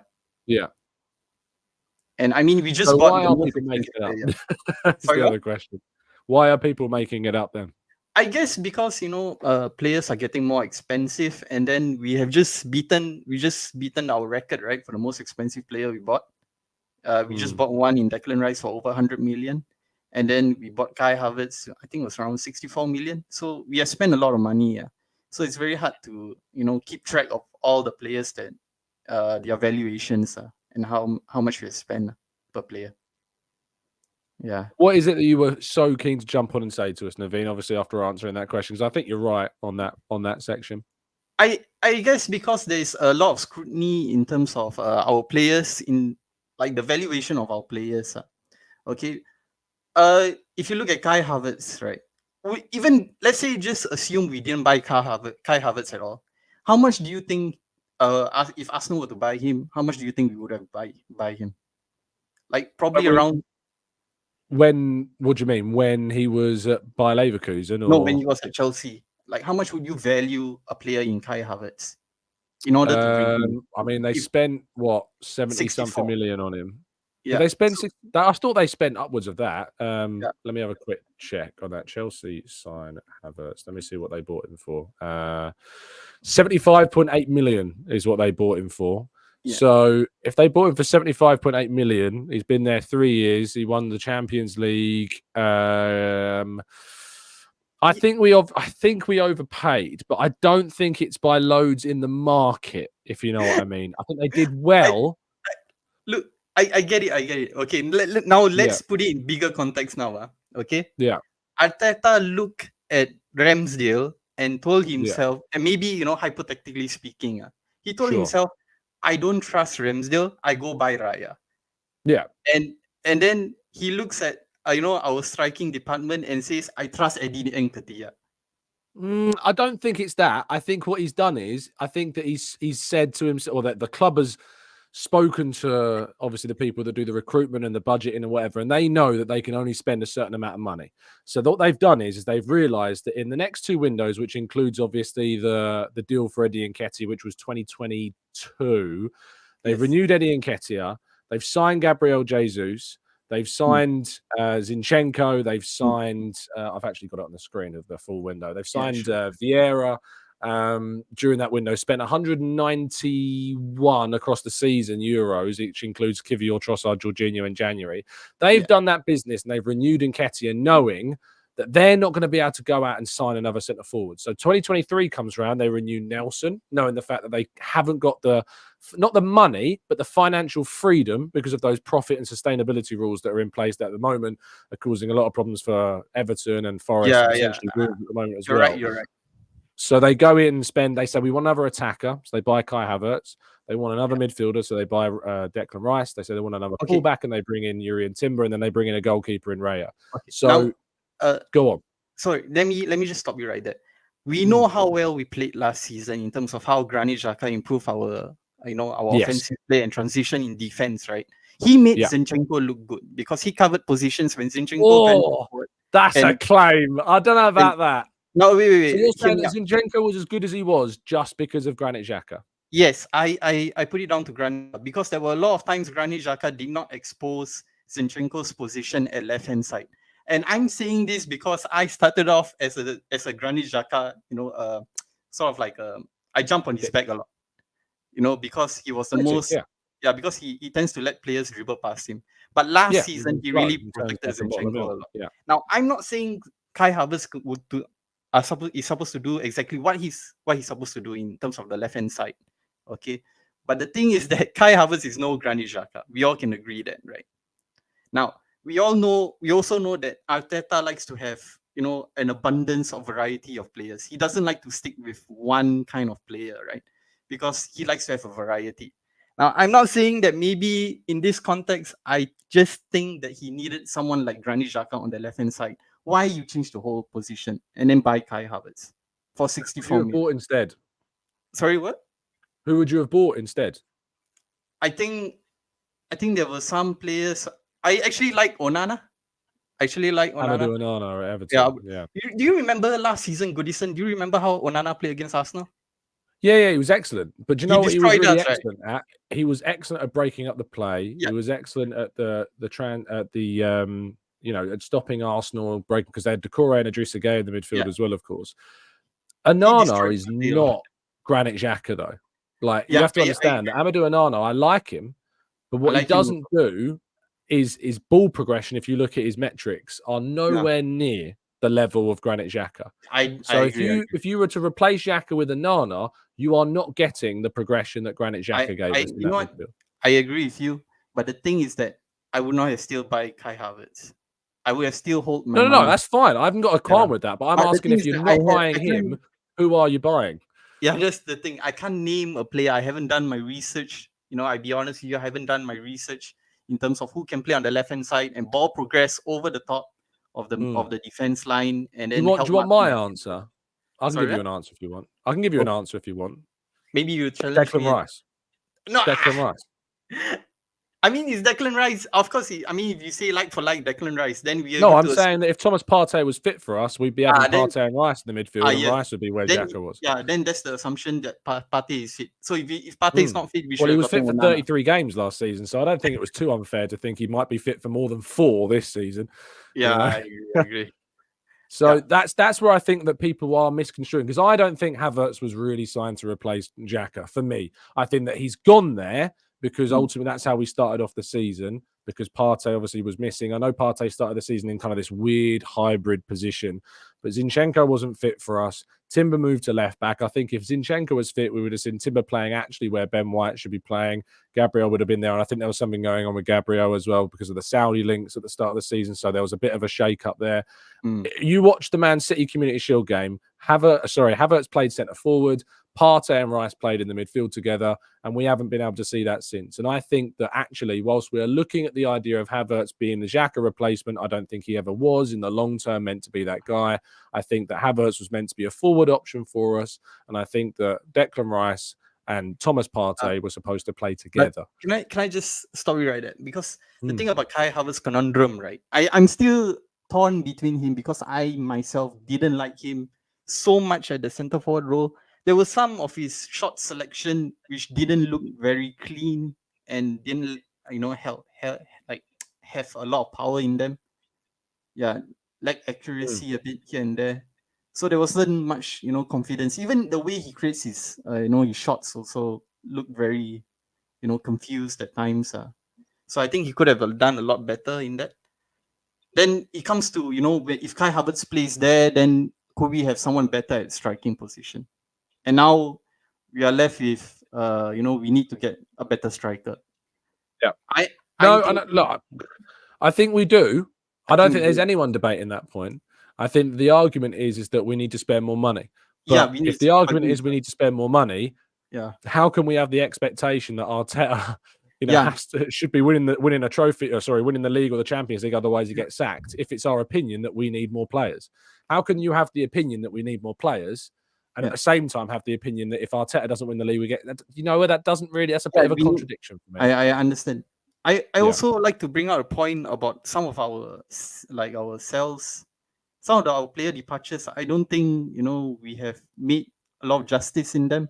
If I see some of our top 10 sales, right, it doesn't do a lot of work in terms of our player. We need to be better. Look, without a doubt. But I think Balogun, we sold 34 million quid. He's got a 17.5% sell-on clause in that. So that could rise up to close to 40, depending on what we get for him. I think that in the summer, we've got more resources to sell. Nelson, Nketiah, Ramsdale, Smith Rowe. We need to be looking at trying to get really good money for those guys. I agree. So I think that's another thing. But Naveen, I'm going to have to move on to the next call. That's why I'm hurrying along. I really appreciate you coming on the show and being patient. Thank you. Thank you, mate. Really appreciate your time. Make sure you give plenty of love for Naveen in the chat box, please. I'm just going to finish off 2 minutes with Tommy because I know that we were interrupted by his connection. You there, mate? Can you hear me, see me, speak to me? No, do you know what it was? The missus rung me. And then I rejected it. And I was like, no worries, mate. So I think we were, just to kind of read, I was saying about Pep you saw the 700 million. Yeah, that's it. Yeah. So Pep Guardiola comes in 2016. He's got De Bruyne, he's got Aguero, he's got Fernandinho still there, he's got Kompany there, he's got Sterling there. On top of having those guys he inherits, he then spends 1.2 billion up till now to get Man City into the position they are. Arteta comes in and he has Ozil that he doesn't rate. He has Aubameyang that eventually he gets rid of because his off-field antics are too bad to keep. And he's got players like Mustafi starting and Socrates starting and Mkhitaryan who he's not using and Guendouzi who he doesn't like for his off-field antics as well. And then he's got some kids like Saka coming through who obviously he then establishes. I just think that the difference in what Pep has both inherited, and that's not me saying that Arteta's on the same level, by the way. Pep's the best manager in the modern era. Yeah, of course, 100%. But I just think the task that Arteta has had has been very different to the task that Pep's had. And ultimately, Pep and City is what Arteta has to try and emulate, if you know what I mean. No, I get what you mean, mate. I think, do you know what it is? I think, I get where people say with Pep, but then I compare it to also Klopp. People go, look at Klopp and everything. But I always say you can't really compare Arteta to Klopp because obviously this ain't no dig to Arteta, but this is Arteta's first Scott season. Klopp.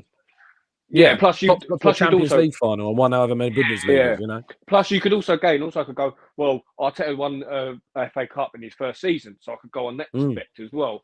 But I just see all clubs spend money. At the end of the day, Liverpool don't spend as much as City, and they're still able to compete with them, literally neck and neck for how many years. So, and plus you guys also spend a lot of money. I'm not saying you spend more than City. I'm not saying that, but you spend a hell of a lot of money as well. So I think I'm not saying you're trying to make an excuse or I'm just saying no. I think it is. I'll put my flag down. I think it is a bit of an excuse going. Yeah, but we haven't because I could go. Let me just quickly go through your whole because I think he spent not terrible, but I think he could have done a lot better. So goalkeepers: Runnison, Matt Turner, Raya, Ramsdale. You look at Pep. He went through two goalkeepers, well, three actually. You went through Joe Hart, Bravo, Hart, Edison. Then you go through the defence. You got Mari. You got Trusty. I know you probably say they wasn't meant, but you still signed them to do anything. So it's like Mari, Trusty. You didn't sign David Luiz. What else did you sign? You had Tavares. Willian, Marquinhos, who's just come back from loan. I saw, but he has Lokonga, Fabio Vieira ain't sold on him. I think there's, and also you even look at the ones you say good, like there's Zinchenko's and Jesus. Like some of your fan base want them out already. Not one of them out. Mad, mate. No, but I get why because you are. I agree, but what I'm saying is that if you look at the deals we've done, like you look at Zinchenko and Gabriel Jesus, we went from a team that were fighting for fourth. We had Jesus and Zinchenko. We challenged for the title. You know, those two players came in and they coincide with our first title challenge in the best part of a decade or two. I just know 100%. If you actually won the league, I 100% know. I know the Arteta outers would 100% sell it, and they would go. Fair play's done it. I know 100% he would because I've got the exact same. I don't know. Not all of them. I'm not saying all of them, but most of them. Okay, not all of them. I know a fair few who wouldn't. No, I know. I'm not gonna lie. I love Lee Gunner. Not gonna lie. He's my goat. Not gonna lie. Everyone's entitled to their opinion, aren't they? yeah. No, he's just, because he sees the football. So I think I'm very emotional, and I think that's what it is. Like I see where he's coming from a lot. I'm not saying like I agree with some. I get fans' frustrations, mate. I get fans' frustrations about what they want, where they think we are as a club, and the whole raise your standards thing. I get that. The difference is I just cut from a different cloth in terms of where I view it, how I view it. I see Arsenal, and I agree with you. Arsenal being the third biggest team in the country right now, and I think that if we finish outside the top three this season, he has underachieved massively. Arsenal have to finish in the top three, otherwise they've had a bit of a. I think you have to win silverware, Tom. You have to win silverware this season. Who was your favourite for silverware this season? It doesn't. To me, that doesn't matter. It doesn't matter who's the favourite. I don't get why it wouldn't matter. It doesn't matter to me. You still have to compete. You still have to compete and get there. It's like saying, "Oh well, who's the favourite Man City? Oh, should we just all pack up home then?" No, you still go. Even if you, but we did go. We are going. That's the point. That's why we go out and bought your best player for 100-odd million. Exactly. That's why we went and spent as much as we did because we want to compete. But I know you do. At the end of the day, I can accept if Arsenal go to compete, but can't fall up short to the best team that have spent huge sums of money. That's I know. I can understand why we're coming up short. But I just always feel like with your owners, because I'm very black and white in football. If your club ain't doing well, I always look at the owners because everything comes from the owners. Every single thing comes from the owners. As much as even managers, when people say, like I heard, even though it wound me up when you go, oh yeah, Mikel can't get Havertz to put the ball in there, but he bought him to put the ball in the net.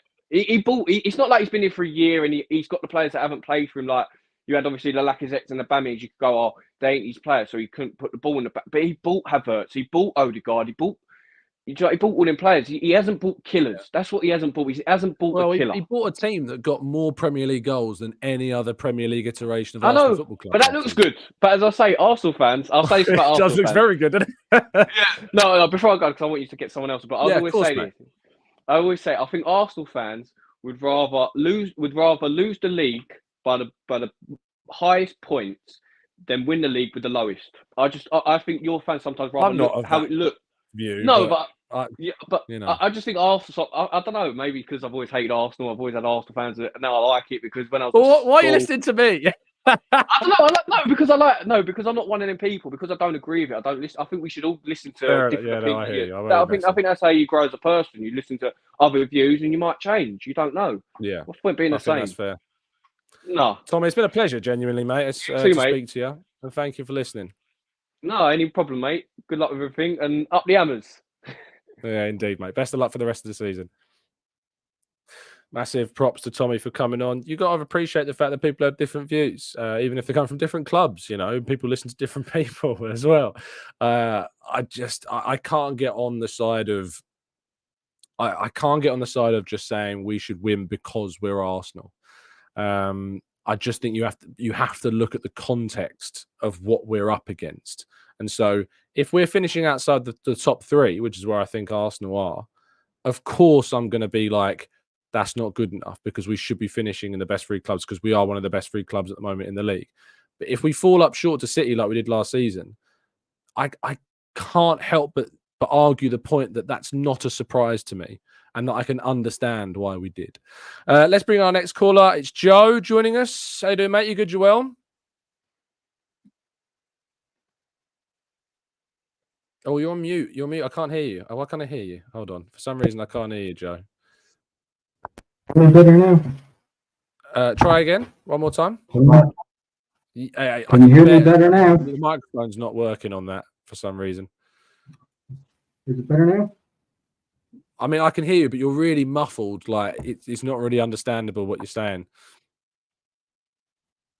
Have you got a mobile phone to try it on, Joe? Try it on your phone. That might work. Yeah, I'll give you a buzz in a second. All right, mate. I'll get Joe back on his phone in a second. Let's bring Diallo into the conversation. If you're ready, Diallo, I'm giving you plenty of warning so you can get ready and settled. Here we go. How you doing, mate? You good, Joel?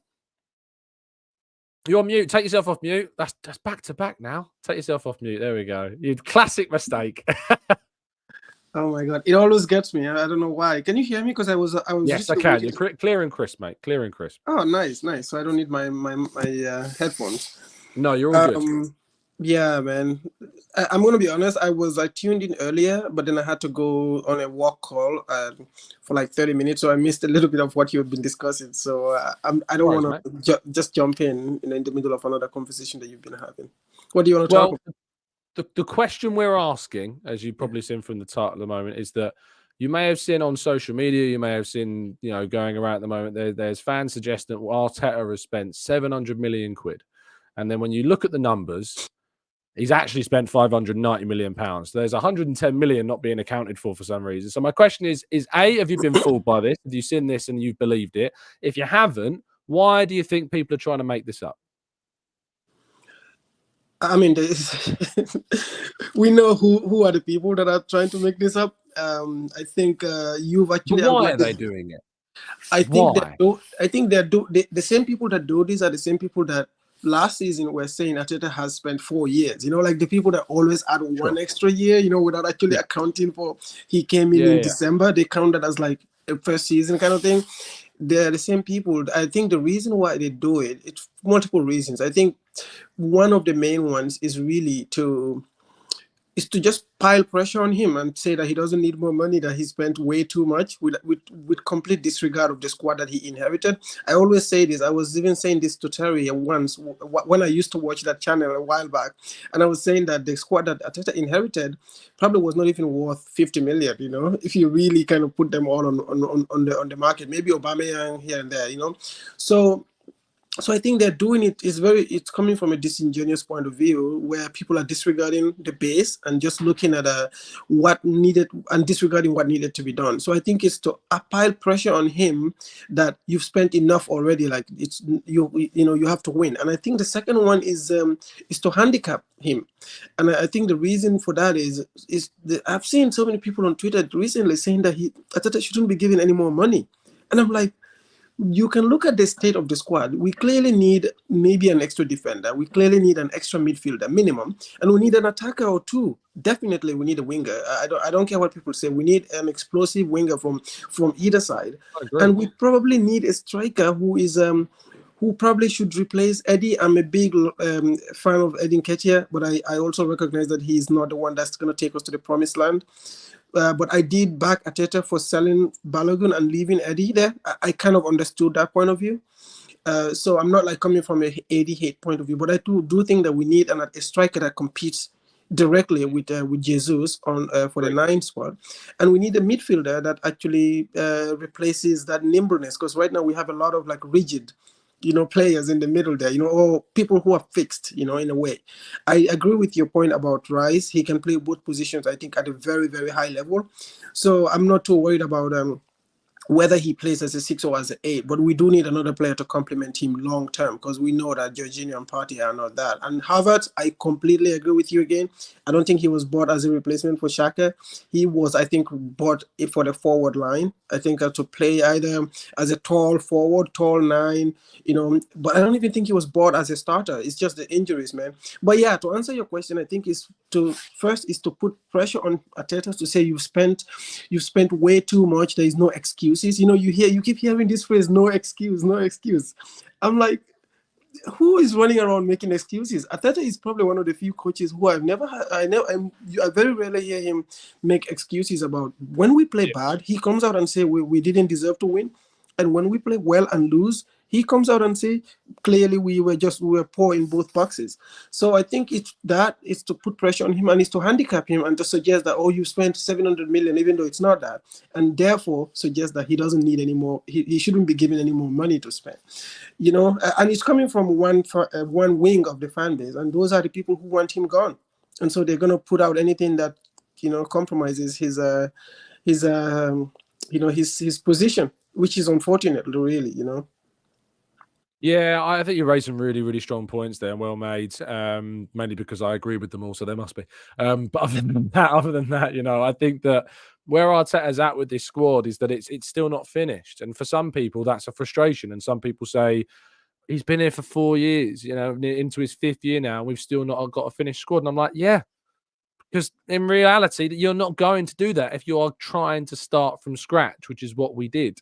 We wanted to rip up the floorboards and just completely, change as much as we could.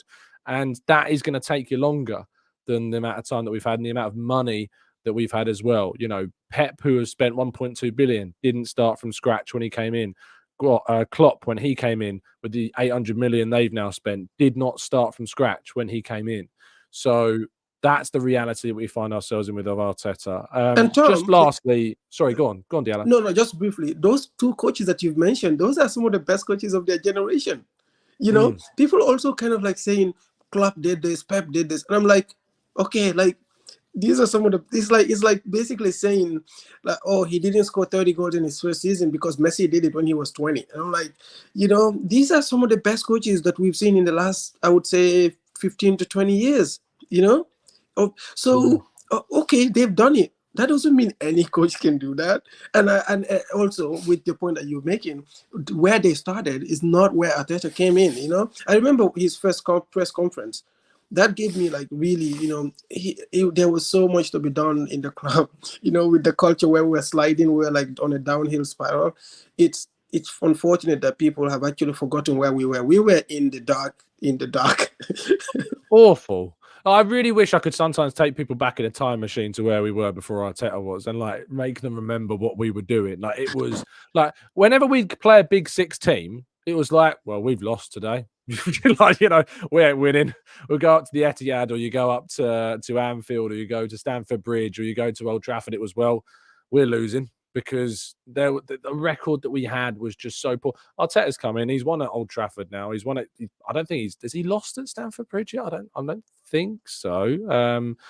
Obviously, we still have to win at the Etihad. That's still something that we need to do. Obviously, last 2 years we've managed to remain unbeaten at Anfield as well in the last 2 years. Obviously, and Spurs for the first time in the league since I think 2012 we've won at Spurs under Arteta as well. And I sometimes do just want to shake people and say, imagine where we've come from and where we are now. It is so dramatically different. And what are you going to ask? It's been a pleasure to speak with you. I've got a few more callers. We've closed the queue, by the way, but thank you for coming on, mate. Absolute pleasure.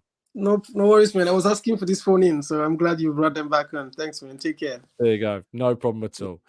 Lovely stuff. Pleasure to speak to Diallo, and thank you for the kind words. We've got on my screen 2 more callers. We've got Abdul and Edward to finish off today's show, unless Joe can find a way back. Abdul, I said that you were first, and then we'll come to Edward. So, Abdul, how you doing, mate? You good, Joel? I'm good, Tom. How are you? Not bad. I can feel my eye twitching because I've been staring at a computer screen for like what feels to be about 10 hours. So, tell me where your head's at, man. Yeah, so I don't really follow like news such as, oh my God, like Arteta spent this much money, or oh my God, that's this much has been spent.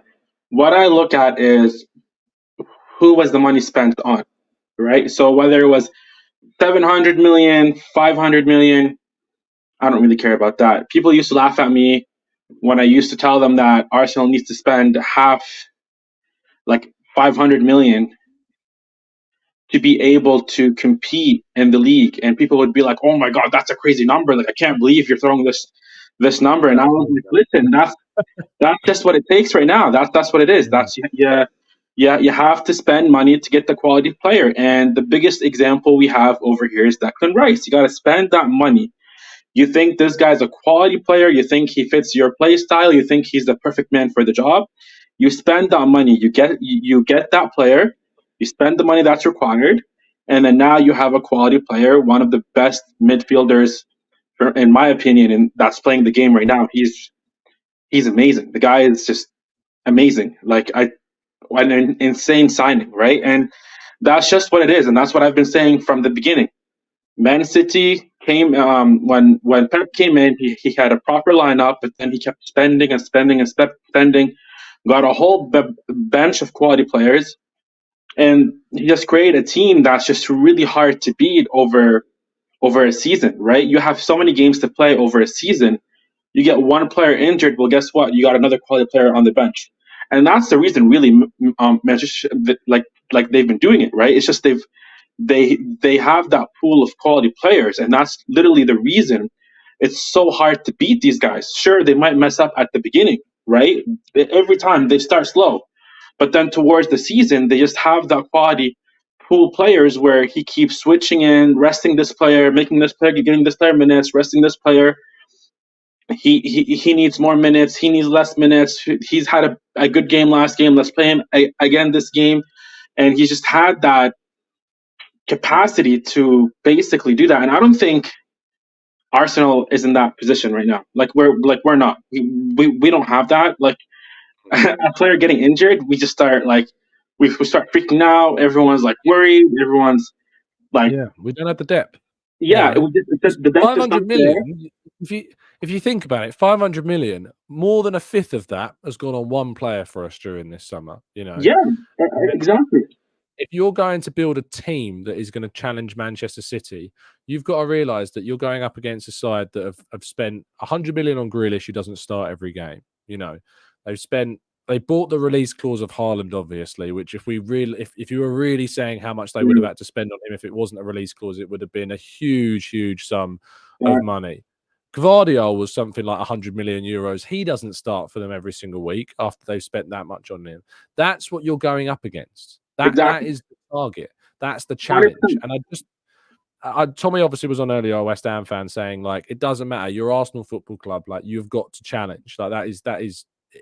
And I empathise with that view because I understand where people that have that view are coming from. I really do. But I don't feel like having the view of whilst I empathise where you're at, I'm not there because I'm looking at it logically from where we are as a club and what we're up against. That if you don't think that way, you get lambasted as like needing to raise your standards and things like 100%. And Manchester City they've just changed how things are done in the league. That's the reality of things. For me, they kind of ruined it a little bit because of the amount of money that's being spent is insane. Still waiting on the rules against how much money's been spent. They've broken the rules.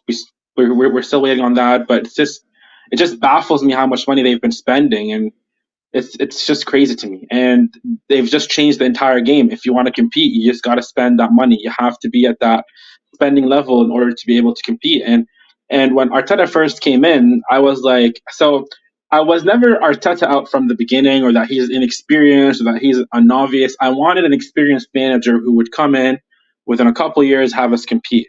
When Arteta came in, I'm like, well, we're gonna need about 4 or 5 years. He still needs to gain that experience. He might make top 4, but then he needs to experience the Champions League. Then he's gonna need to experience what it is to race for a title, and like it's just a ton of experience that's gonna be coming his way. So if we get Arteta, we have to be patient. And honestly, I wasn't patient because we haven't won the league in so long, and I'm just dying for at least, you know what I mean, like get a win, like this year, next year, like whenever we need a win. We haven't won in so long. It just doesn't feel the same anymore. You know, that spirit where like we're Arsenal, we're like the big club. Well, we are, but we haven't won anything in so long. You know what I mean? Like, sure, we won the FA Cup. We won the FA Cup. Let's put it at that. And when he came in, we won the FA Cup. But you know, like we've got to change it up. You know what I mean? Like the FA Cup isn't the league. It's not the Champions League. You know what I mean? It's not the Europa League. You know what I mean? We have to be aiming higher than just the FA Cup. Lesser clubs were able to win the FA Cup, right? So we need to be able to aim higher. We need to be able to do better, and to do that, we need to spend. But again, that doesn't mean that you spend. You have to spend on the right player. Declan Rice is the biggest example. You got to spend on the right player. So for me, don't rush a striker, right? Don't just say, this striker is like scoring a ton of goals.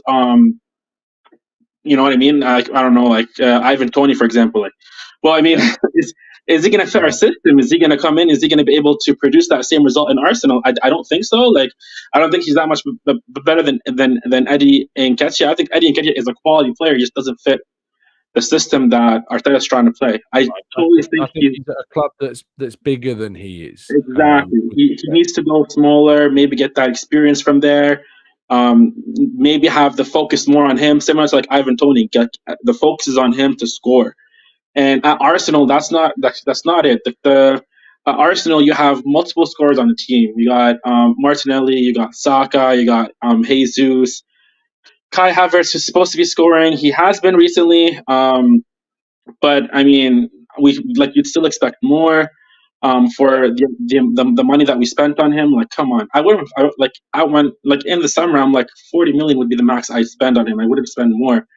But anyways, we ended up spending more, right? And that's it. So what I think the right thing to do is that you don't rush to sign a striker for 50 million or 80 million or whatever teams are asking for right now. You know what I mean? Just feel it out to the rest of the season. You know what I mean? If we get top 4, we get top 4.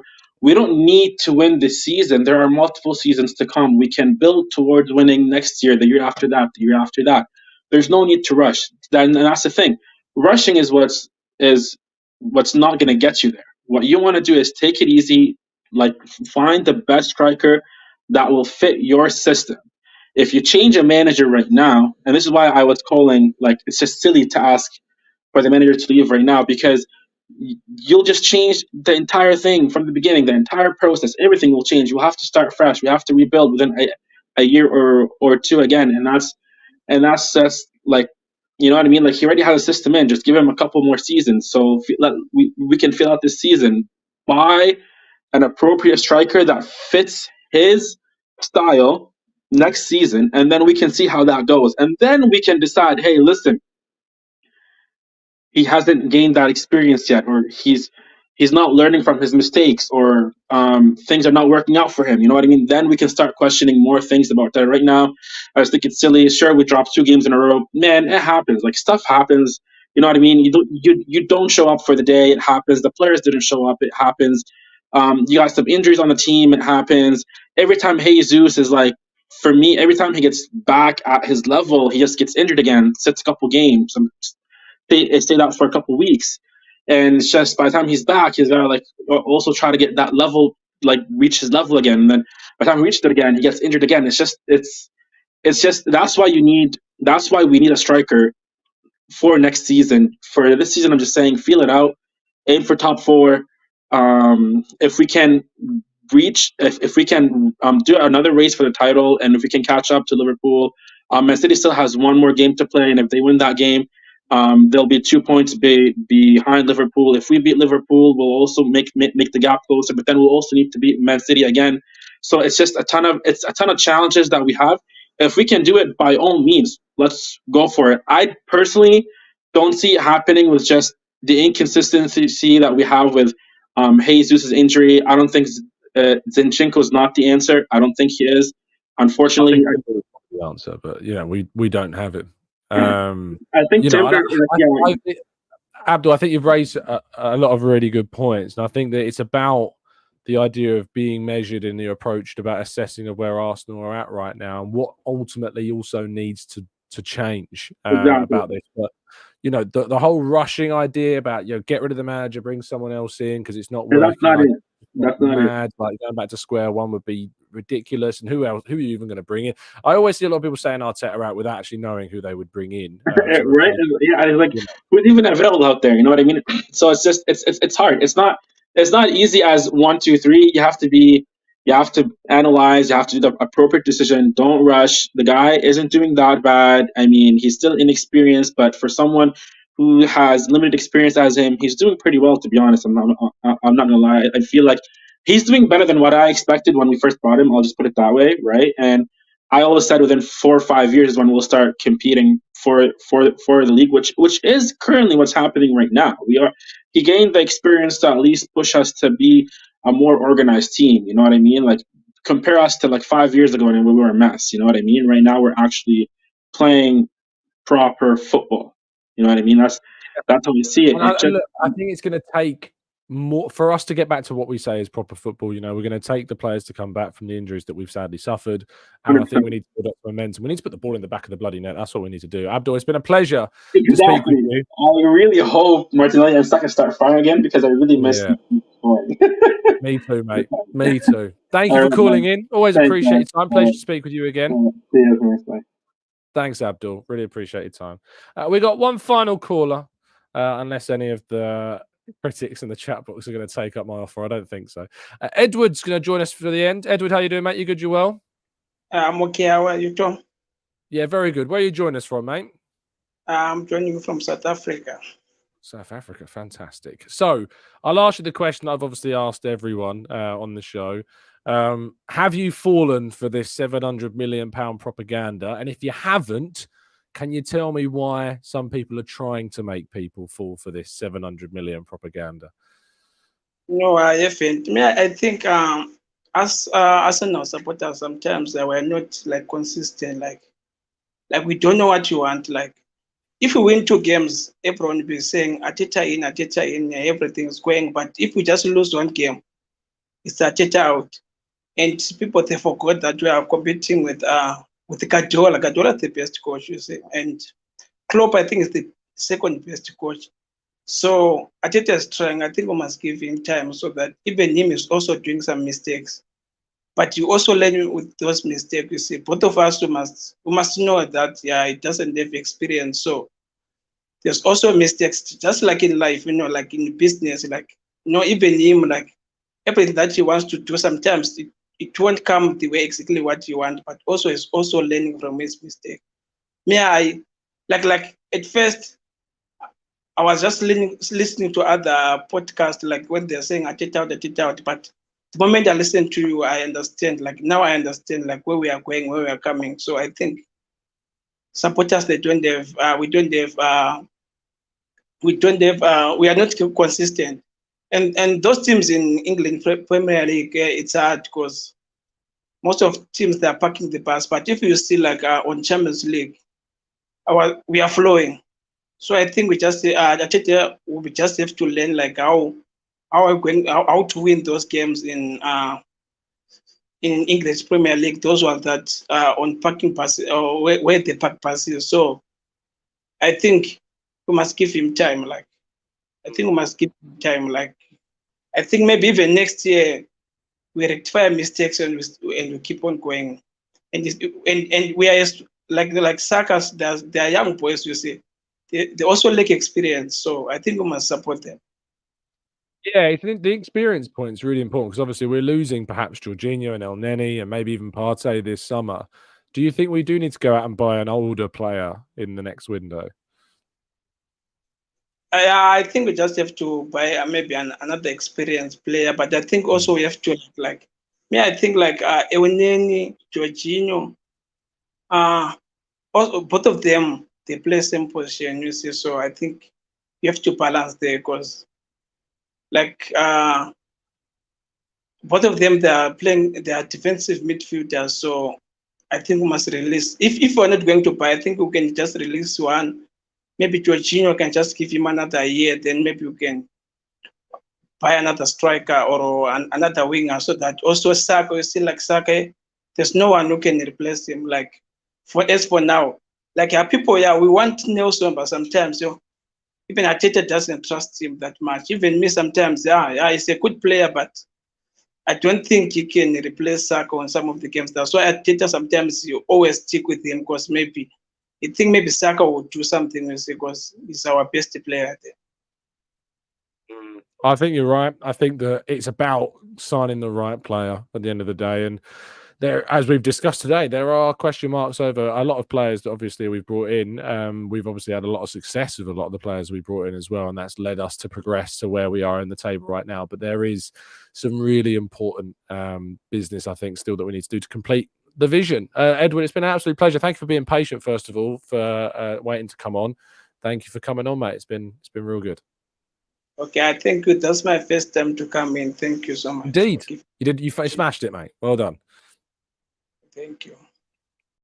Thank you, Edward. And thank you to all of our callers from today's show. It's been absolutely fantastic. It's been long. You can probably see if I did like a still cut of my face 2 hours, 20 minutes ago compared to now, I'd probably look a lot more refreshed than I am. It's been a very, very last one, long call. But I've really tried to encourage some of the critics in the chat box to come on. Sadly, they've not. It's not surprising. They don't. They just don't come on, do they? And it is what it is. I really appreciated Tommy coming on, sharing his thoughts from an outside perspective. I really appreciated all of our listeners that provided their views and their very honest opinions on where they think the club is at. Maybe one day, though, some of the keyboard warriors will take the time to jump on. Maybe they're not over the age of 18. I can assume that's maybe one of the reasons, because obviously you have to be over the age of 18 to call in. But it is what it is. It is what it is. But I'd like to finish the show by saying that don't be fooled. Don't be fooled by the propaganda. Don't be fooled by people telling you that you spent 700 million when actually you spent 590 million. We can have a conversation about how that money has been spent, and certainly that's worth another conversation. I think probably at the end of the season when we've got a really good idea about where we ended up finishing. But yeah, don't be fooled by those trying to make you think something that isn't the reality of the situation. Whilst people are entitled to opinions of varying views, what people aren't entitled to do is lie about the facts. And so that's what we deal with today. We deal in those facts. And the facts of the matter is that Arsenal under Arteta have not spent £700 million, and instead it is more than £100 million less than that. So don't fall for it. Thank you for listening. Thank you for tuning in. I'll be back tomorrow morning, of course, bright and early at 7. No, I won't. Not at 7. That'd be ridiculous. At 8 a.m. Have a fantastic rest of your day. And as always, up the Arsenal.